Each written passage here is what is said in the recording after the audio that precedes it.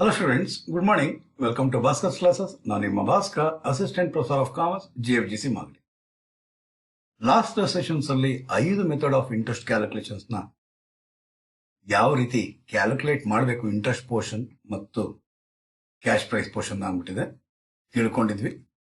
ಇವತ್ತಿನ ದಿವಸ ನಾವು journal entries in the books of hire purchaser ನ ತಿಳ್ಕೊಳ್ಳೋಣ. ಸ್ಟೂಡೆಂಟ್ಸ್, ಈ ವಿಡಿಯೋ ನಿಮ್ಗೆ ಇಷ್ಟ ಆಯ್ತು ಅಂದ್ರೆ ಲೈಕ್ ಮಾಡಿ, ಕಾಮೆಂಟ್ ಮಾಡಿ ಮತ್ತು ಶೇರ್ ಮಾಡಿ. ಬನ್ನಿ ಸ್ಟೂಡೆಂಟ್ಸ್, ಈಗ ನೋಡೋಣ journal entries in the books of hire purchaser. ಬನ್ನಿ ಸ್ಟೂಡೆಂಟ್ಸ್.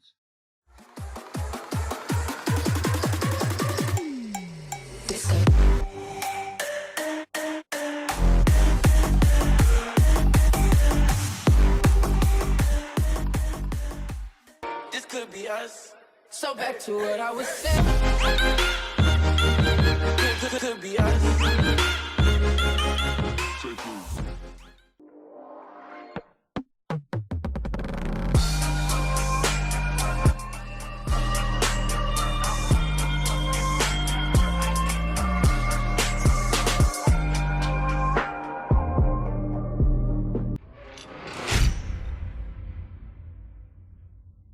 ಜರ್ನಲ್ ಎಂಟ್ರೀಸ್ ನ ತಿಳ್ಕೊಳ್ಳಕ್ಕೆ ಮೊದಲು ಒಂದು ಪ್ರಾಬ್ಲಮ್ ನ ಸಾಲ್ವ್ ಮಾಡ್ತಾನೆ ಜರ್ನಲ್ ಎಂಟ್ರೀಸ್ ಪ್ರಾಕ್ಟೀಸ್ ಮಾಡೋಣ ಸ್ಟೂಡೆಂಟ್ಸ್. ಆಗ ಬಹಳ ಎಫೆಕ್ಟಿವ್ ಆಗಿರುತ್ತೆ ಅನ್ನೋ ನನ್ನ ಭಾವನೆ.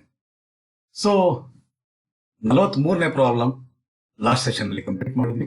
ಇವತ್ತಿನ ದಿವಸ 44ನೇ ಪ್ರಾಬ್ಲಮ್ ನ ಇವತ್ತು ನಿಮ್ ಜೊತೆ ಡಿಸ್ಕಸ್ ಮಾಡ್ತಾ ಇದ್ದೀನಿ. ಏನ್ ಕೇಳ್ತಿದ್ದಾನೆ, pass the necessary journal entries in the books of Ashok. Ashok ಅಂದ್ರೆ ಯಾರಿಲ್ಲಿ? ಅಶೋಕ್ ಪರ್ಚೇಸ್ಡ್ ಅಂದ್ರೆ ಏನಾಯ್ತು? ಹೈರ್ ಪರ್ಚೇಸರ್ ಆಗ್ತಾನೆ ಸ್ಟೂಡೆಂಟ್ಸ್. ಹಾಗಾದ್ರೆ ಜರ್ನಲ್ ಎಂಟ್ರೀಸ್ ನ ಪಾಸ್ ಮಾಡ್ಬೇಕಂತೆ ಯಾರ ಬುಕ್ಸ್ ಅಲ್ಲಿ? ಹೈರ್ ಪರ್ಚೇಸರ್ ನ ಬುಕ್ ನಲ್ಲಿ ಯಾವ ಮೆಥಡ್ ನ ಮುಖಾಂತರವಾಗಿ? Assets accrual method. ಮುಂದಕ್ಕೆ ತಿಳ್ಕೊಳ್ಳೋಣ students. So first calculation problem ನ ಮೊದಲು ನೋಡಿದ ತಕ್ಷಣ, ಹೈರ್ ಪರ್ಚೇಸ್ ಪ್ರಾಬ್ಲಮ್ ಅಂತ ನಿಮ್ಗೆ ಗೊತ್ತಾಗಿದ್ದ ತಕ್ಷಣ ನೀವು ಮಾಡಬೇಕಾಗಿರುವಂತಹ ಮೊದಲನೇ ಕೆಲಸ ಇಂಟ್ರೆಸ್ಟ್ ಕ್ಯಾಲ್ಕುಲೇಷನ್ ಮೊದಲು ಮಾಡ್ಕೊಬೇಕಾಗಿರುತ್ತೆ ಸ್ಟೂಡೆಂಟ್ಸ್. ಏನು? ಇಂಟ್ರೆಸ್ಟ್ ಕ್ಯಾಲ್ಕುಲೇಷನ್ ಮೊದಲು ಮಾಡ್ಕೊಬೇಕು.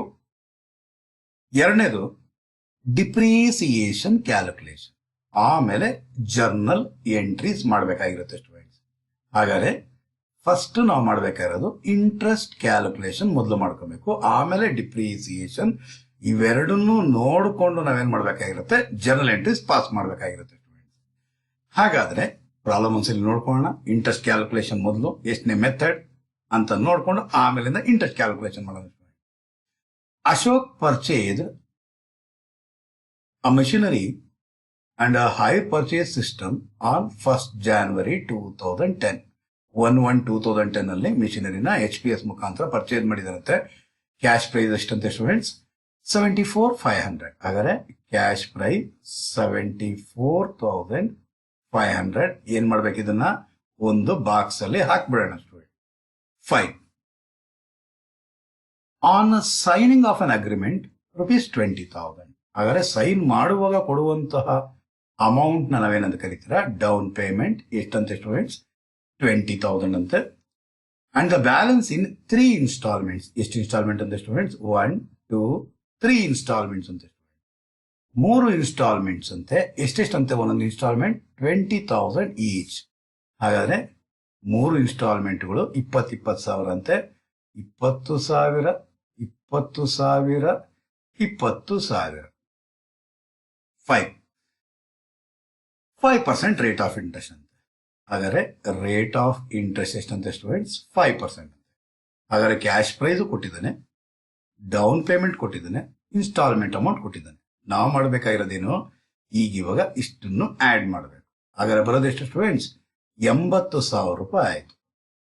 74,000 ಕೊಡಬೇಕಾಗಿತ್ತು, ಆದ್ರೆ ಅವ್ನು ಕೊಡ್ತಾ ಇರೋದೆಷ್ಟು? 80,000. ಅಂದ್ರೆ ಇದನ್ನೇ ನಾವು ಕರಿತೀವಿ ಹೈರ್ ಪರ್ಚೇಸ್ ಪ್ರೈಸ್. ಅನ್ನರ್ಥ ಏನು? ಹೆಚ್ಚಿಗೆ ಕೊಡ್ತಾ ಇದೀವಿ ಅಂದ್ರೆ ಈ ಫಸ್ಟ್ ಇನ್ಸ್ಟಾಲ್ಮೆಂಟ್, ಸೆಕೆಂಡ್ ಇನ್ಸ್ಟಾಲ್ಮೆಂಟ್ ಮತ್ತು ಥರ್ಡ್ ಇನ್ಸ್ಟಾಲ್ಮೆಂಟ್ ನಲ್ಲಿ ಏನಾಗಿರುತ್ತಂತೆ ಸ್ಟೂಡೆಂಟ್ಸ್? ಇಂಟ್ರೆಸ್ಟ್ ಇನ್ಕ್ಲೂಡ್ ಆಗಿರುತ್ತಂತೆ. ಹಾಗಾದ್ರೆ ಇದು first method of interest calculation ಆಗಿರುತ್ತೆ ಸ್ಟೂಡೆಂಟ್. ಎಷ್ಟನೇ ಮೆಥಡ್ ಇದು? First method of interest calculation inclusive of interest method ಆಗಿದೆ. ನಿಮ್ಗೆ ಐಡಿಯಾ ಬಂದ್ಬಿಡ್ತು ಯಾವ ರೀತಿ ಮಾಡಬೇಕು ಅನ್ನೋದು. ಹಾಗಾದ್ರೆ ಒಂದು ವಿಚಾರ ತಿಳ್ಕೊಳ್ಳಿ, ರೇಟ್ ಆಫ್ ಇಂಟ್ರೆಸ್ಟ್ ಪರ್ಸೆಂಟೇಜ್ ಅಲ್ಲಿ ಕೊಟ್ಟಿರ್ತಾನೆ ಮತ್ತು ರೇಟ್ ಆಫ್ ಡಿಪ್ರಿಸಿಯೇಷನ್ ಪರ್ಸೆಂಟೇಜ್ ಅಲ್ಲಿ ಕೊಟ್ಟಿರ್ತಾನೆ. ಆ ಪರ್ಸೆಂಟೇಜ್ ಈ ಪರ್ಸೆಂಟೇಜ್ ತಗೊಂಡಾಗ ಆ ಪರ್ಸೆಂಟೇಜ್ ಹಾಕ್ಬಿಟ್ಟು ಇಲ್ಲಿ ರೇಟ್ ಆಫ್ ಇಂಟ್ರೆಸ್ಟ್ 10% ತಗೊಂಡ್ರೆ ಹೋಲ್ ಥಿಂಗ್ ಗೋಸ್ ರಾಂಗ್ ಆಗುತ್ತೆ. ಹಾಗಾದ್ರೆ ಆ ರೀತಿ ತಪ್ಪು ನೀವು ಮಾಡಲ್ಲ ಅನ್ನೋದು ನಾನು ತಿಳ್ಕೊಂಡಿದ್ದೀನಿ ಸ್ಟೂಡೆಂಟ್ಸ್, ಯಾಕೆಂದ್ರೆ ನನ್ನ ಸ್ಟೂಡೆಂಟ್ಸ್ ನೀವು. ಹಾಗಾದ್ರೆ ಎಷ್ಟಂತ ಇರುವಂತಹದ್ದು 1/1/2010 ಅಂತ ಡೇಟ್ ಬರೆಯೋಣ. 1/1/2010, 1/1/2010. ಆಮೇಲೆ 31st December 2010, 31st December 2011, 31st December 2012. 3 instalment. Down payment ಎಷ್ಟು ಕೊಡ್ತಾನಂತೆ ಸ್ಟೂಡೆಂಟ್ಸ್? 20,000 ಕೊಡ್ತಾನಂತೆ. ಹಾಗಾದ್ರೆ ಈ 20 ಏನ್ ಕೊಟ್ಟಿದ್ದಾನೆ, ಇದ್ರಾಗ ಇಂಟ್ರೆಸ್ಟ್ ಸೇರ್ಕೊಂಡಿದೆ. ಹಾಗಾದ್ರೆ ಯಾವ ಕಾಲಮಲ್ಲಿ ಹಾಕ್ಬೇಕಾಗಿರುತ್ತೆ ಸ್ಟೂಡೆಂಟ್ಸ್? ಇನ್ಸ್ಟಾಲ್ಮೆಂಟ್ ಕಾಲಮಲ್ಲಿ ಹಾಕ್ಬೇಕಾಗಿರುತ್ತೆ. ಎಲ್ಲ ಹಾಕಬಾರ್ದು, ಕ್ಯಾಶ್ ಪ್ರೈಸ್ ಕಾಲಮಲ್ಲಿ ಹಾಕಬಾರ್ದು. ಯಾಕೆ ಹಾಕಬಾರ್ದು ಅಂತ ನಿಮ್ಗೆ ಗೊತ್ತಾಗೋಯ್ತು. ಅದರಲ್ಲಿ ಬಡ್ಡಿ ಸೇರಿದೆ. ಕ್ಯಾಶ್ ಪ್ರೈಸ್ ನಲ್ಲಿ ಬರೀ ಅಸಲು ಮಾತ್ರ ಇರುತ್ತೆ. ಈ ಇನ್ಸ್ಟಾಲ್ಮೆಂಟ್ ಅಲ್ಲಿ 20 ಏನಾಗಿದೆ, ಬಡ್ಡಿ ಸೇರಿದೆ. ಹಾಗಾದ್ರೆ 20,000, 20,000, 20,000. ಫೈನ್. ಹಾಗಾದ್ರೆ ಮೊದಲನೇ ವರ್ಷದಲ್ಲಿ ಡೌನ್ ಪೇಮೆಂಟ್ ಅಲ್ಲಿ ಇಂಟ್ರೆಸ್ಟ್ ಸೇರಿರೋದಿಲ್ಲ. ಹಾಗಾದ್ರೆ ಇಲ್ಲಿ ಏನ್ ಬರುತ್ತೆ, 20,000 ಹಾಗೆ ಇರುತ್ತೆ. Cash price ಎಷ್ಟಂತೆ student? 74,500 ಅಂತೆ. ಓಕೆ, ಅವನು ಕೊಟ್ಟಿರೋದಲ್ಲ, ನಾನು ಫಿಲ್ ಮಾಡಿದ್ದಾಗೋಯ್ತು ಸ್ಟೂಡೆಂಟ್ಸ್. ಹಾಗಾದ್ರೆ ಇವಾಗ ಏನ್ ಮಾಡ್ಬೇಕಾಗಿರುತ್ತೆ, ಇಲ್ಲಿ ಕ್ಯಾಶ್ ಪ್ರೈಸ್ ಏನಿದೆಯೋ ಇಲ್ಲಿ ಕಳಿಬೇಕಾಗಿರುತ್ತೆ. ಅಂದ್ರೆ ಬರೋದು 20,000. ಕಳೆದ್ರೆ 74,500 minus 20,000, 54,500. 54,500 ಇಂಟು ಎಷ್ಟು ಪರ್ಸೆಂಟ್ ಅಂತೆ ಸ್ಟೂಡೆಂಟ್ಸ್? 5% ಅಂತೆ. ಇಂಟು 5%. ಹಾಗಾದ್ರೆ ಬರೋದು 2,725. ಸಾರಿ, ಎಲ್ಲ ಹಾಕ್ಬೇಕು ಇದನ್ನ? ಇಂಟ್ರೆಸ್ಟ್ ಕಾಲಮಲ್ಲಿ ಹಾಕ್ಬೇಕು. ಇಷ್ಟಂತೆ 2,725 ಇಂಟ್ರೆಸ್ಟ್. ಹಾಗಾದ್ರೆ 20,000ದಲ್ಲಿ ಇಂಟ್ರೆಸ್ಟ್ 2,725 ಸೇರಿದೆಯಂತೆ. ಹಾಗಾದ್ರೆ 20,000 ಅಲ್ಲಿ ಅದನ್ನ ನಾವೇನ್ ಮಾಡ್ಬೇಕಾಗಿರುತ್ತೆ ಸ್ಟೂಡೆಂಟ್ಸ್? ಕಳಿಬೇಕಾಗಿರುತ್ತೆ. ಕಳೆದ್ರೆ ಬರೋದು 17,275. ಇಲ್ಲಿ ಬಂದಿದ ತಕ್ಷಣ ಏನ್ ಮಾಡ್ಬೇಕು, ಇಲ್ಲಿ ಕಳಿಬೇಕು. 17,275 ಕಳೆದ್ರೆ ಎಷ್ಟಲ್ಲಿ? 54,500 ಅಲ್ಲಿ ಕಳೆದ್ರೆ ಬರೋದು 37,225. ಬಂದಿದ ತಕ್ಷಣ ಏನ್ ಮಾಡ್ಬೇಕು ಸ್ಟೂಡೆಂಟ್ಸ್? ಇಲ್ಲಿ 5% ಅಪ್ಲೈ ಮಾಡ್ಬೇಕು. 5% ಅಪ್ಲೈ ಮಾಡಿದ್ರ ಅಂತಂದ್ರೆ ಇಂಟು 5%. ಹಾಗಾದ್ರೆ ಬರೋದು 1861. 0.25 ಬರುತ್ತೆ, ಅದನ್ನ ಬಿಟ್ಟು ಬಿಡೋಣ. ಹಾಗಾದ್ರೆ ಮೈನಸ್ 20,000 ಅಂದ್ರೆ ಬರೋದು 18,139. ಇದನ್ನೇನ್ ಮಾಡ್ಬೇಕಾಗಿರುತ್ತೆ ಸ್ಟೂಡೆಂಟ್ಸ್? ಇಲ್ಲನೋ ಕಳಿಬೇಕಾಗಿರುತ್ತೆ. ಹಾಗಾದ್ರೆ 18,139 ನ ಕಳೆದ್ರೆ ಎಷ್ಟಲ್ಲಿ? 37,225 ನಲ್ಲಿ. ಹಾಗಾದ್ರೆ ಬರೋದು 19,086. ಇದು ಲಾಸ್ಟ್ ಇನ್ಸ್ಟಾಲ್ಮೆಂಟ್. ಸೊ 5% ನ ಹಾಕುವಂತ ಅಗತ್ಯ ಇಲ್ಲ. First method of interest calculation ಅಲ್ಲಿ ಏನು ಲಾಸ್ಟ್ ಬಂದಿರುತ್ತೋ ಕ್ಯಾಶ್ ಪ್ರೈಸ್, ಆ ಕ್ಯಾಶ್ ಪ್ರೈಸ್ ನಲ್ಲಿ ಆಗಿಂದಾಗೆ ಇಟ್ಬಿಡ್ಬೇಕು. 19,086. ಹಾಗಾದ್ರೆ 20,000ದಲ್ಲಿ ಅದನ್ನ ಕಳೆದ್ರೆ ಬರೋದು 914.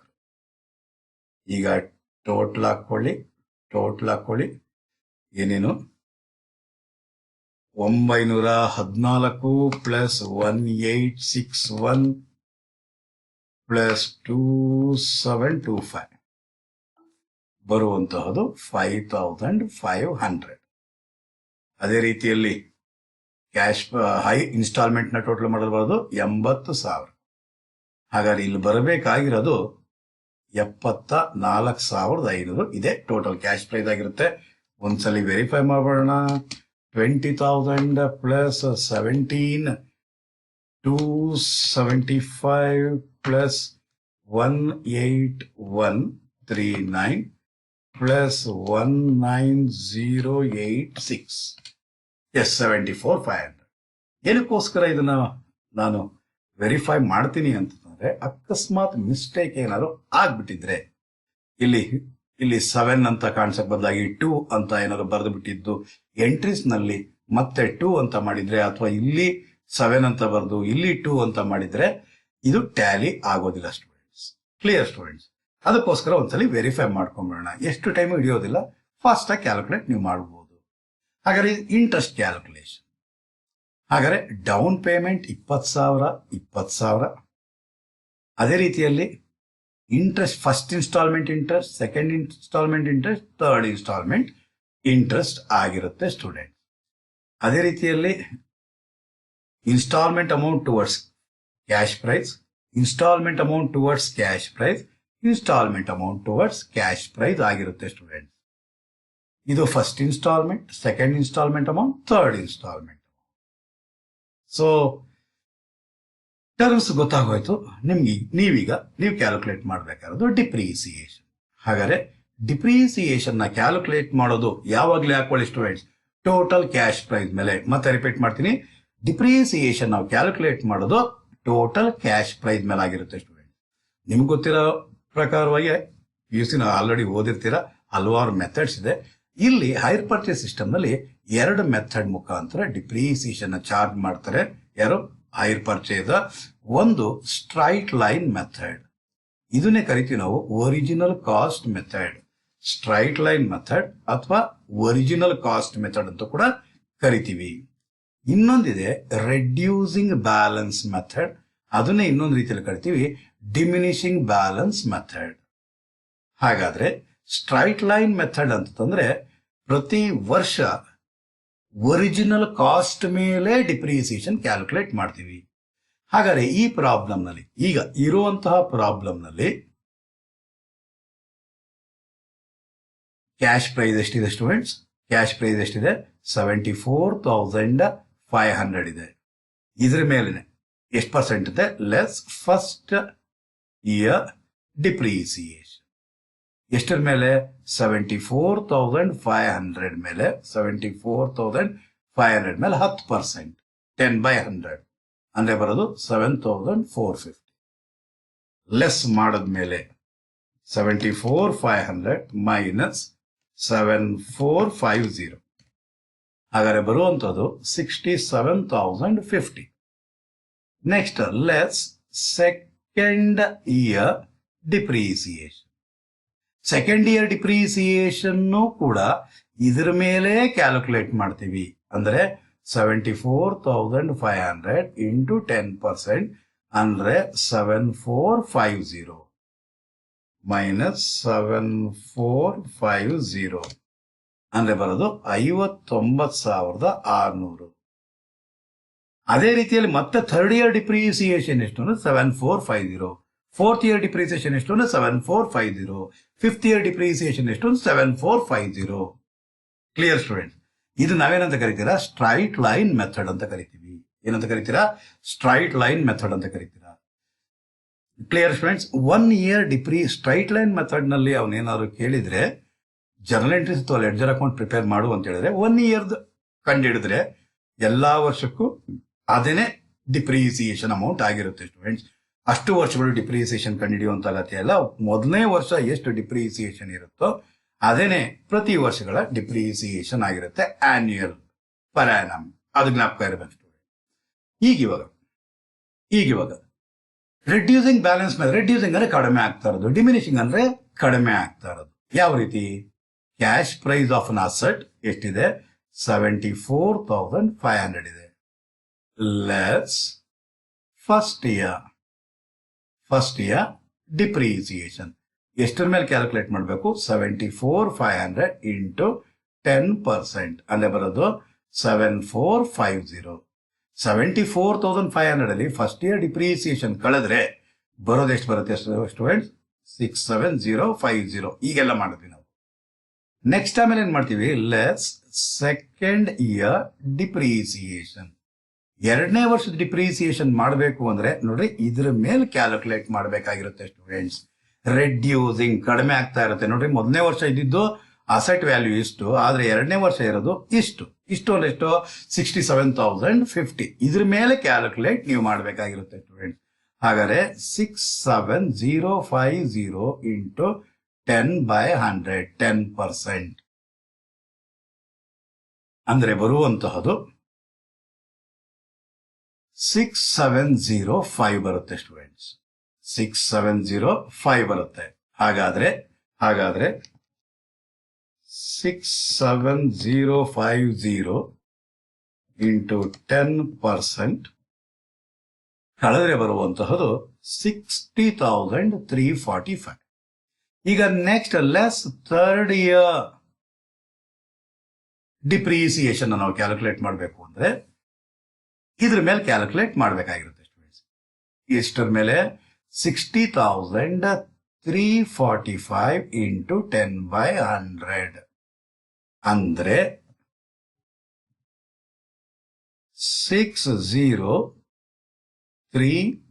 4.5 ಇದೆ. ಸೊ ನಾವೇನ್ ಮಾಡೋಣ? 35 ಮಾಡೋಣ. ಹಾಗಾದ್ರೆ ಮೈನಸ್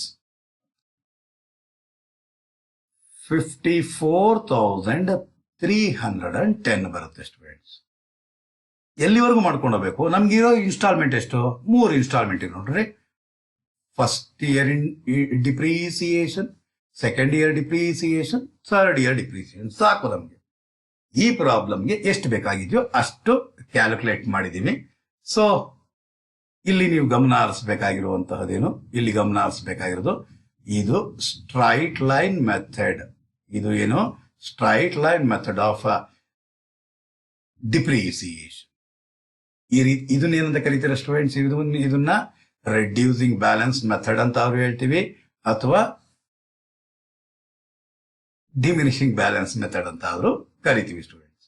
ಹಾಗಾದ್ರೆ ಡಿಪ್ರಿಸಿಯೇಷನ್ ಈ ಪ್ರಾಬ್ಲಮ್ ಅಲ್ಲಿ ಕೊಟ್ಟಿರುವಂತಹದ್ದು ಯಾವ ಮೆಥಡ್ ಅಂತ ಕೊಟ್ಟಿರೋದು? Depreciation annually on the diminishing balance method. ಯಾವ method students? Diminishing balance method. ಹಾಗಾದ್ರೆ ಡಿಮಿನಿಷಿಂಗ್ ಬ್ಯಾಲೆನ್ಸ್ ಮೆಥಡ್ ಅಂದ್ರೆ ನೀವು ಕ್ಯಾಲ್ಕುಲೇಟ್ ಮಾಡಬೇಕಾಗಿರೋದು ಇದು ಆಗಿರುತ್ತೆ ಸ್ಟೂಡೆಂಟ್ಸ್. ಇದು ಆಗಿರುತ್ತೆ. ಹಾಗಾದ್ರೆ ಇಷ್ಟು ಕ್ಯಾಲ್ಕುಲೇಷನ್ ಆಫ್ ಡಿಪ್ರಿಸಿಯೇಷನ್. ಈ ಸ್ಟೇಟ್ಮೆಂಟ್ಗೆ ಹೆಸರು calculation of depreciation. First year depreciation, second year depreciation, third year depreciation. ಹಾಗಾದ್ರೆ ಕ್ಯಾಲ್ಕುಲೇಷನ್ ಮಾಡಿದ್ದಾಯ್ತು. ಹಾಗಾದ್ರೆ ಫಸ್ಟ್ ನಾವು ಇಂಟ್ರೆಸ್ಟ್ ಕ್ಯಾಲ್ಕುಲೇಷನ್ ಮಾಡಿದ್ವಿ, ಆಮೇಲೆ ಡಿಪ್ರಿಸಿಯೇಷನ್ ಕ್ಯಾಲ್ಕುಲೇಷನ್ ಮಾಡಿದ್ವಿ. ಈಗ ಜರ್ನಲ್ ಎಂಟ್ರೀಸ್ ಹೋಗೋಣ ಸ್ಟೂಡೆಂಟ್ಸ್. ಈಗ ಎಲ್ಲಿ ಹೋಗೋಣ ಸ್ಟೂಡೆಂಟ್ಸ್? ಜರ್ನಲ್ ಎಂಟ್ರೀಸ್ ಹೋಗೋಣ. ಈಗ ನಾವು ಜರ್ನಲ್ ಎಂಟ್ರಿನ ಮಾಡಬೇಕು ಅಂತಂದಾಗ 3 ಮೆಥಡ್ಸ್ ಬರುತ್ತೆ ಸ್ಟೂಡೆಂಟ್ಸ್. ಏನ್ ಹೇಳಿದೆ students? Journal entries in the books of hire purchase. ಯಾರು students? Hire purchaser. Hire purchaser books ನಲ್ಲಿ ಜರ್ನಲ್ ಎಂಟ್ರೀಸ್ ಅಕೌಂಟಿಂಗ್ ಟ್ರೀಟ್ಮೆಂಟ್ ಮಾಡೋದಕ್ಕೆ 3 ಮೆಥಡ್ಸ್ ಇರುತ್ತೆ ಸ್ಟೂಡೆಂಟ್ಸ್. ಒಂದು ಅಸೆಟ್ಸ್ ಅಕ್ರೂವಲ್ ಮೆಥಡ್. ಒಂದೇನು ಸ್ಟೂಡೆಂಟ್ಸ್? Assets accrual method. ಎರಡನೇದು credit purchase with interest method. ಇನ್ನೊಂದು interest suspense method. Repeat ಮಾಡ್ತೀನಿ students. Assets accrual method, credit purchase with interest method, interest suspense method.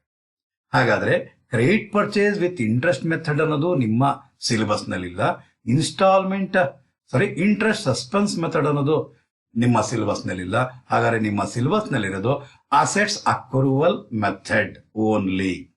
ಅಂದ್ರೆ assets accrual method ಅಂದ್ರೆ ಏನು sir? ಅಂದ್ರೆ assets accrual method ನಿಮ್ಗೆ ಗೊತ್ತಿದೆ. ಏನ್ ಗೊತ್ತಿದೆ ಸರ್? ಹೈರ್ ಪರ್ಚೇಸ್ ಸಿಸ್ಟಮ್ ನಲ್ಲಿ ಪರ್ಚೇಸ್ ಮಾಡಿದಾಗ ಡೌನ್ ಪೇಮೆಂಟ್ ಕೊಡ್ತೀರಾ, ಅವ್ನು ನಿಮ್ಮ ಕೈಲಿ ಗಾಡಿ ಕೀ ಕೊಡ್ತಾನೆ, ನೀವು ಎತ್ಕೊಂಡು ಉಪಯೋಗಿಸ್ತಾ ಇರ್ತೀರಾ. ನಂಬರ್ ಆಫ್ ಇನ್ಸ್ಟಾಲ್ಮೆಂಟ್ ನ ಪೇಮೆಂಟ್ ಮಾಡ್ತಾ ಇರ್ತೀರಾ. ಲಾಸ್ಟ್ ಇನ್ಸ್ಟಾಲ್ಮೆಂಟ್ ಪೇಮೆಂಟ್ ಮಾಡಿದ ನಂತರವೇ ನಿಮಗೆ ಓನರ್ಶಿಪ್ ನಿಮಗೆ ಟ್ರಾನ್ಸ್ಫರ್ ಆಗೋದು. ಹೌದೋ ಇಲ್ವೋ? ಲಾಸ್ಟ್ ಇನ್ಸ್ಟಾಲ್ಮೆಂಟ್ ಪೇಮೆಂಟ್ ಮಾಡಿದ ನಂತರವೇ ನಿಮಗೆ ಓನರ್ಶಿಪ್ ಟ್ರಾನ್ಸ್ಫರ್ ಆಗೋದು. ಅಲ್ಲಿವರೆಗೂ ಐರ್ ಸೆಲ್ಲರ್ ಅಥವಾ ಐರ್ ವೆಂಡರ್ ಏನಾಗಿರ್ತಾನೆ, ಓನರ್ ಆಗಿರ್ತಾನೆ. ನಿಮಗೆ ಓನರ್ಶಿಪ್ ಬಂದಿರೋದಿಲ್ಲ. ಈ ಮೆಥಡ್ ಏನ್ ಹೇಳುತ್ತೆ ಅಂತಂದ್ರೆ, ನೀವು ಡೌನ್ ಪೇಮೆಂಟ್ ಕೊಡ್ತೀರಾ, ಎಷ್ಟು ಡೌನ್ ಪೇಮೆಂಟ್ ಕೊಡ್ತೀರಾ, ಅದರಲ್ಲಿ ಅಸಲು ಬೆಲೆ ಎಷ್ಟಿದೆ, ಅಷ್ಟು ಅಸೆಟ್ ಮಾತ್ರ ನಂದಾಗಿರುತ್ತೆ, ನನಗೆ ಬಂದಿದೆ, ನಾನು ಅದಕ್ಕೆ ಒಡೆಯ. ನೆಕ್ಸ್ಟ್ ಫಸ್ಟ್ ಇನ್ಸ್ಟಾಲ್ಮೆಂಟ್ ಕೊಡ್ತೀರಾ, ಫಸ್ಟ್ ಇನ್ಸ್ಟಾಲ್ಮೆಂಟ್ ನಲ್ಲಿ ಅಸಲು ಬೆಲೆ ಕ್ಯಾಶ್ ಪ್ರೈಸ್ ಎಷ್ಟಿದೆಯೋ ಅಷ್ಟು ನಂದಾಗಿರುತ್ತೆ ಅಂತ ತಿಳ್ಕೊಂತ ಲಾಸ್ಟ್ ಇನ್ಸ್ಟಾಲ್ಮೆಂಟ್ ಪೇಮೆಂಟ್ ಮಾಡಿದ ನಂತರ ಫುಲ್ ಅಸೆಟ್ ನಂದಾಯ್ತು ಅಂತ ಹೇಳುವಂತಹ ಮೆಥಡ್ನೇ ಏನಂತ ಕರೀತಾರೆ ಸ್ಟೂಡೆಂಟ್ಸ್? ಅಸೆಟ್ಸ್ ಅಕ್ರೂವಲ್ ಮೆಥಡ್ ಅಂತ ಹೇಳ್ತೀವಿ. Under this method it is considered that the hire purchaser is the owner of the machinery up to the value of the cash price paid by him. ಏನಂತ ಹೇಳಿದೆ? Hire purchaser is the owner of the machinery. ಅವನು owner ಆಗಿರ್ತಾನೆ. ಎಲ್ಲಿ? Up to the ಅಂದ್ರೆ ಎಲ್ಲಿವರೆಗೂ? Up to the value of the cash price paid in the form of down payment. Down payment ಕೊಟ್ಟಿದ ತಕ್ಷಣ down payment ಅಷ್ಟು ಮಾತ್ರ ನಾನು ಒಡೆಯನಾಗಿದ್ದೀನಿ ಅಂತ ಅನ್ಕೊಂತಾನೆ. ಮತ್ತು the cash price paid included in various instalments. ಒಂದನೇ ಇನ್ಸ್ಟಾಲ್ಮೆಂಟ್ ಕೊಟ್ಟ, ಹಾಗಾದ್ರೆ ಡೌನ್ ಪೇಮೆಂಟು ಮತ್ತು ಫಸ್ಟ್ ಇನ್ಸ್ಟಾಲ್ಮೆಂಟ್ ನಂದಾಗಿದೆಯಪ್ಪ ಅಂತ ಅನ್ಕೊಂತಾನೆ. ಸೆಕೆಂಡ್ ಇನ್ಸ್ಟಾಲ್ಮೆಂಟ್ ಕೊಡ್ತಾನೆ, ಹಾಗಾದ್ರೆ down payment, first instalment, second instalment ಕೊಟ್ಟಿರುವಂತ ಆ ಕ್ಯಾಶ್ ಪ್ರೈಸ್ ಏನು ನೋಡ್ರಿ, ಅಸಲು ಬೆಲೆ, ಅಷ್ಟು ಅಸೆಟ್ ನಂದಾಯ್ತಪ್ಪ ಅಂತ ಅನ್ಕೊಂತಾನೆ. ಕೊನೆ ಇನ್ಸ್ಟಾಲ್ಮೆಂಟ್ ಕಟ್ತಾನೆ ಅನ್ಕೊಳ್ಳಿ, ಅಪ್ಪ ಫುಲ್ ಅಸೆಟ್ ನಂದಾಯ್ತು ಅಂತ ಹೇಳ್ತಾನೆ. ಆ ಮೆಥಡನೇ ಏನಂತ ಕರಿತೀರಿ ಸ್ಟೂಡೆಂಟ್ಸ್? ಅಸೆಟ್ ಅಕ್ರೂವಲ್ ಮೆಥಡ್ ಅಂತ ಕರಿತೀವಿ ಸ್ಟೂಡೆಂಟ್ಸ್. ಎಷ್ಟೆಷ್ಟು ಅಮೌಂಟ್ನ ಕೊಡ್ತಾನೋ ಅಷ್ಟಷ್ಟು ನನ್ನ ಅಸೆಟ್ ಅಂತ ತಿಳಿಯುವಂಥ ಮೆಥಡೇ ಅಸೆಟ್ ಅಕ್ರೂವಲ್ ಮೆಥಡ್. ಯಾಕೆಂದ್ರೆ ಹೈರ್ ಪರ್ಚೇಸರ್ಸ್ ಅವರು ನೋಡುವಂತಹ ರೀತಿ ಡಿಫ್ರೆಂಟ್ ಆಗಿರುತ್ತೆ. ಅದೇ ಅಕಸ್ಮಾತ್ credit purchase with interest method ಅನ್ನಲ್ಲಿ ನಾನು ಕೊನೆ ಇನ್ಸ್ಟಾಲ್ಮೆಂಟ್ ಅವ್ರು ನಾನು ಕಟ್ತೀನಿ, ನಾನು ಕೊನೆ ಇನ್ಸ್ಟಾಲ್ಮೆಂಟ್ ಅವ್ರಿಗೆ ಕಟ್ತೀನಿ, ನಾನು ಅದನ್ನು ಒಡೆಯ ಹಾಗೆ ಆಗ್ತೀನಿ, ನಾನೇ ಅದಕ್ಕೆ ಒಡೆಯ, ಓನರ್ ನಾನೇ ಆಗಿರ್ತೀನಿ, ಓನರ್ಶಿಪ್ ನನಗೆ ಟ್ರಾನ್ಸ್ಫರ್ ಆಗೇ ಆಗುತ್ತೆ ಅಂತ ಹೇಳಿ ಅವನು ಫುಲ್ ಅಸೆಟ್ನ full asset value cash price ಎಷ್ಟಿರುತ್ತೋ ಅಷ್ಟೂ ಕೂಡ ನಾನು ಪರ್ಚೇಸ್ ಮಾಡಿಬಿಟ್ಟಿದ್ದೀನಿ ಅಂತ ರೆಕಾರ್ಡ್ ಮಾಡ್ತಾ ಇರ್ತಾನೆ. ಆ ಮೆಥಡ್ನೇ credit purchase with interest method ಆಗಿದೆ ಸ್ಟೂಡೆಂಟ್ಸ್. ಆ ಮೆಥಡ್ ನಿಮ್ಮ ಸಿಲೆಬಸ್ನಲ್ಲಿ ಇಲ್ಲ. ಸೊ ನಾವು ಡಿಸ್ಕಸ್ ಮಾಡೋದು, ನಾವು ಏನೇ ಪ್ರಾಬ್ಲಮ್ ಮಾಡಿದ್ರು ಕೂಡ ಅಸೆಟ್ ಅಕ್ರೂವಲ್ ಮೆಥಡ್ ಮುಖಾಂತರನೇ ಮುಂದಕ್ಕೆ ಹೋಗ್ತೀವಿ in the books of hire purchaser. Clear students? ಹಾಗಾದ್ರೆ ಒಂದೊಂದೇ ಎಂಟ್ರಿಗಳನ್ನ ನೋಡ್ಕೊಂಡು ಹೋಗೋಣ ಸ್ಟೂಡೆಂಟ್ಸ್, ಒಂದೊಂದೇ ಎಂಟ್ರಿಗಳನ್ನ ನೋಡ್ಕೊಂಡು ಹೋಗೋಣ. ಫಸ್ಟ್ ಎಂಟ್ರಿ ಏನಕ್ಕೆ ಅಂದರೆ ಡೌನ್ ಪೇಮೆಂಟ್ಗೆ. ಕೆಲವು ಟೆಕ್ಸ್ಟ್ ಬುಕ್ಕಲ್ಲಿ ಕೆಲವು ಪ್ರೊಫೆಸರ್ಸ್ ಅಥವಾ ಲೆಕ್ಚರರ್ಸ್ ಏನು ಮಾಡ್ತಾರೆ ಅಂತಂದರೆ ಡೌನ್ ಪೇಮೆಂಟ್ ಡ್ಯೂಗೆ ಒಂದು ಎಂಟ್ರಿ ಬರೆಸ್ತಾರೆ, ಡೌನ್ ಪೇಮೆಂಟ್ ಪೇಯ್ಡ್ ಅಥವಾ ಮೇಡ್ಗೆ ಒಂದು ಎಂಟ್ರಿ ಬರೆಸ್ತಾರೆ ಸ್ಟೂಡೆಂಟ್ಸ್. ಏನು ಹೇಳಿದೆ ಸ್ಟೂಡೆಂಟ್ಸ್? ಡೌನ್ ಪೇಮೆಂಟ್ ಪೇಯ್ಡ್ ಡ್ಯೂಗೆ ಒಂದು ಎಂಟ್ರಿ, ಇನ್ನೊಂದು ಡೌನ್ ಪೇಮೆಂಟ್ ಮೇಡ್ ಅಂದರೆ ಪೇಯ್ಡ್ ಒಂದು ಎಂಟ್ರಿ ಬರೆಸ್ತಾರೆ. ಹಾಗಾದರೆ ಡೌನ್ ಪೇಮೆಂಟ್ ಡ್ಯೂಗೆ ಏನಂತ ಬರೆಸ್ತಾರೆ ಅಂದರೆ asset account debtor to hire vendor account, ಪೇಯ್ಡ್ಗೆ hire vendor account debtor to cash or bank account ಅಂತ ಕೊಡ್ತಾರೆ. ಅಲ್ಲೇನಾಗುತ್ತೆ, ಹೈರ್ ವೆಂಡರ್ ಕ್ಯಾನ್ಸಲ್ ಆಗಿಬಿಡುತ್ತೆ. ಇನ್ನು ಉಳಿಯುವಂಥದ್ದು ಡೈರೆಕ್ಟ್ ಸಿಂಪ್ಲಿಫೈಡ್ ಏನಾಗಿರುತ್ತೆ, asset account debtor to cash or bank account ಆಗಿರುತ್ತೆ ಸ್ಟೂಡೆಂಟ್. ನಾನು ಈ ಎರಡೂ ಎಂಟ್ರಿ ಬೇಕಾದ್ರೆ ನೀವು ಪಾಸ್ ಮಾಡಬಹುದು. ನಾನಿಲ್ಲಿ ಡೈರೆಕ್ಟ್ ಆಗಿನೇ asset account debtor to bank account ಅನ್ನೋ ಒಂದು ಎಂಟ್ರಿನ ಪಾಸ್ ಮಾಡ್ತೀನಿ ಸ್ಟೂಡೆಂಟ್ಸ್. ಏನು ಹೇಳಿದೆ students? Asset account debtor to bank account ಅನ್ನೋದನ್ನ ಡೈರೆಕ್ಟಾಗಿ ಪಾಸ್ ಮಾಡ್ತೀನಿ ಡೌನ್ ಪೇಮೆಂಟ್. ಹಾಗಾದರೆ ಡೌನ್ ಪೇಮೆಂಟ್ ಪ್ರಾಬ್ಲಮಲ್ಲಿ ಕೊಟ್ಟಿರೋದೆಷ್ಟು? Asset account debtor 20,000 to bank account 20,000. ಇಲ್ಲಿ ನಾನು ನಿಮಗೆ ಪ್ರಿಕಾಷನರಿ ಮೆಜರ್ ಕೊಡೋದು, ಕೆಲವು ಸಲ ಡೆಬಿಟಲ್ಲಿ ಹಾಕ್ಬೇಕಾ ಕ್ರೆಡಿಟಲ್ಲಿ ಹಾಕ್ಬೇಕಾ ಕನ್ಫ್ಯೂಷನ್ ಆಗಿಬಿಟ್ಟಿರುತ್ತೆ ಕೆಲವು ಮಕ್ಕಳಿಗೆ. ಸೊ ಇಲ್ಲಿ ಡೇಟಾ ಅಂತ ಇಲ್ಲಿ ಏನು ಉಪಯೋಗಿಸ್ತೀರಾ, DR ಉಪಯೋಗಿಸ್ತೀರಾ, ಈ ಒಂದು ಈ ಗೆರೆಯ ಪಕ್ಕದಲ್ಲೇ ಬರ್ದಿರಿ ಡೆಬಿಟ್ ಆಗಿರುವಂತಹ ಅಮೌಂಟ್ನ ಇಲ್ಲೇ ಬರೆಯೋದಕ್ಕೆ ನಿಮಗೆ ಈಸಿ ಆಗ್ಬಿಟ್ಟಿರುತ್ತೆ ಸ್ಟೂಡೆಂಟ್ಸ್. ಇಲ್ಲೇ ಬರೆಯೋದಕ್ಕೆ ಏನಾಗಿರುತ್ತೆ ನಿಮಗೆ ಈಸಿ ಆಗ್ಬಿಟ್ಟಿರುತ್ತೆ. ಕ್ಲಿಯರ್ ಆಯಿತು ಅನ್ಸುತ್ತೆ ಸ್ಟೂಡೆಂಟ್ಸ್. ಹಾಗಾದರೆ ನೆಕ್ಸ್ಟ್, ಹಾಗಾದರೆ ನರೇಶನ್ ಏನು ಬರೀಬೇಕು ಅಂದರೆ being down payment made. Being down payment made entry asset account data to bank account. ನೀವು ಮಿಷಿನರಿ ಪರ್ಚೇಸ್ ಮಾಡಿದ್ದೀರಾ ಅನ್ಕೊಳ್ಳಿ, ಅವಾಗ ಏನು ಬರೀಬೇಕು, machinery account data to bank account. Furniture purchase ಮಾಡಿದ್ದೀರಾ ಅನ್ಕೊಳ್ಳಿ, furniture account data to bank account. ನೀವು car purchase ಮಾಡಿದ್ದೀರಾ ಅನ್ಕೊಳ್ರಿ, ಎಂಟ್ರಿ ಏನು, car account data to bank account. Clear students. Asset ಅಂತ ನಾನು ಇಲ್ಲಿ ಹೇಳ್ತಾ ಇದ್ದೀನಿ, ಆದರೆ ಅಲ್ಲಿ ಮಿಷಿನರಿ ಇದ್ರೆ machinery account data, machinery account data to bank account. Clear students. ಅದೇ ರೀತಿಯಲ್ಲಿ ಮಿಷಿನರಿ ಎರಡನೇದು, ಇದು ಫಸ್ಟ್ ಒನ್. ಈ ಎಂಟ್ರಿ ಏನು ಮಾಡಿದ್ವಿ ಅಂದರೆ ಡೌನ್ ಪೇಮೆಂಟ್, ಒಂದು ಅಸೆಟ್ನ ಪರ್ಚೇಸ್ ಮಾಡಿದ್ರೆ ಎಷ್ಟು ಸಲ ಡೌನ್ ಪೇಮೆಂಟ್ ಮಾಡ್ತೀರಾ ಸ್ಟೂಡೆಂಟ್ಸ್? ನೀವೇ ಪ್ರಶ್ನೆ ಹಾಕೊಳ್ಳಿ, ರಿಪೀಟ್ ಮಾಡ್ತಾ ಇದ್ದೀನಿ ಪ್ರಶ್ನೆ. ಒಂದು ಅಸೆಟ್ನ ಪರ್ಚೇಸ್ ಮಾಡೋಕ್ಕೆ ಎಷ್ಟು ಸಲ ಡೌನ್ ಪೇಮೆಂಟ್ ಮಾಡ್ತೀರಾ? ಸರ್ ಎಂಥ ಪ್ರಶ್ನೆ ಕೇಳ್ತೀರಾ ಸರ್? ಒಂದು ಅಸೆಟ್ನ ಪರ್ಚೇಸ್ ಮಾಡಬೇಕು ಅಂದರೆ ಒಂದೇ ಸಲ ಡೌನ್ ಪೇಮೆಂಟ್ ಮಾಡೋದು ಸರ್. ಹಾಗಾದರೆ ಡೌನ್ ಪೇಮೆಂಟ್ ಮಾಡೋದಕ್ಕೆ ಎಂಟ್ರಿ ಒಂದೇ ಸಲ ಆಗಿರುತ್ತೆ ಸ್ಟೂಡೆಂಟ್ಸ್. ಒಂದು ಪ್ರಾಬ್ಲಮ್ಗೆ ಒಂದೇ ಸಲ ಆಗಿರುತ್ತೆ, ಒಂದು ಪ್ರಾಬ್ಲಮ್ಗೆ ಒಂದೇ ಸಲ ಆಗಿರುತ್ತೆ. ಹಾಗಾದರೆ ಎಂಟ್ರಿ ಏನು ಅಂದರೆ asset account data to bank account. What asset account data to bank account. ನಂತರ 4 ಎಂಟ್ರಿ ಪಾಸ್ ಮಾಡಬೇಕಾಗಿರುತ್ತೆ ಸ್ಟೂಡೆಂಟ್. ಪ್ರತಿ ಇನ್ಸ್ಟಾಲ್ಮೆಂಟ್ನ ಕೊನೆಗೆ, ರಿಪೀಟ್ ಮಾಡ್ತಾ ಇದ್ದೀನಿ ಸ್ಟೂಡೆಂಟ್ಸ್, ಪ್ರತಿ ಇನ್ಸ್ಟಾಲ್ಮೆಂಟ್ನ ಕೊನೆಗೆ 4 ಎಂಟ್ರಿ ಪಾಸ್ ಮಾಡಬೇಕಾಗಿರುತ್ತೆ ಸ್ಟೂಡೆಂಟ್ಸ್. ಏನು ಹೇಳಿದೆ, ಪ್ರತಿ ಇನ್ಸ್ಟಾಲ್ಮೆಂಟ್ನ ಜೊತೆಗೆ 4 ಎಂಟ್ರಿ ಪಾಸ್ ಮಾಡಬೇಕಾಗಿರುತ್ತೆ ಸ್ಟೂಡೆಂಟ್ಸ್. ಒಂದು, ಫಸ್ಟ್ ಇನ್ಸ್ಟಾಲ್ಮೆಂಟ್ ಡ್ಯೂ. ಎರಡನೇದು, first instalment paid.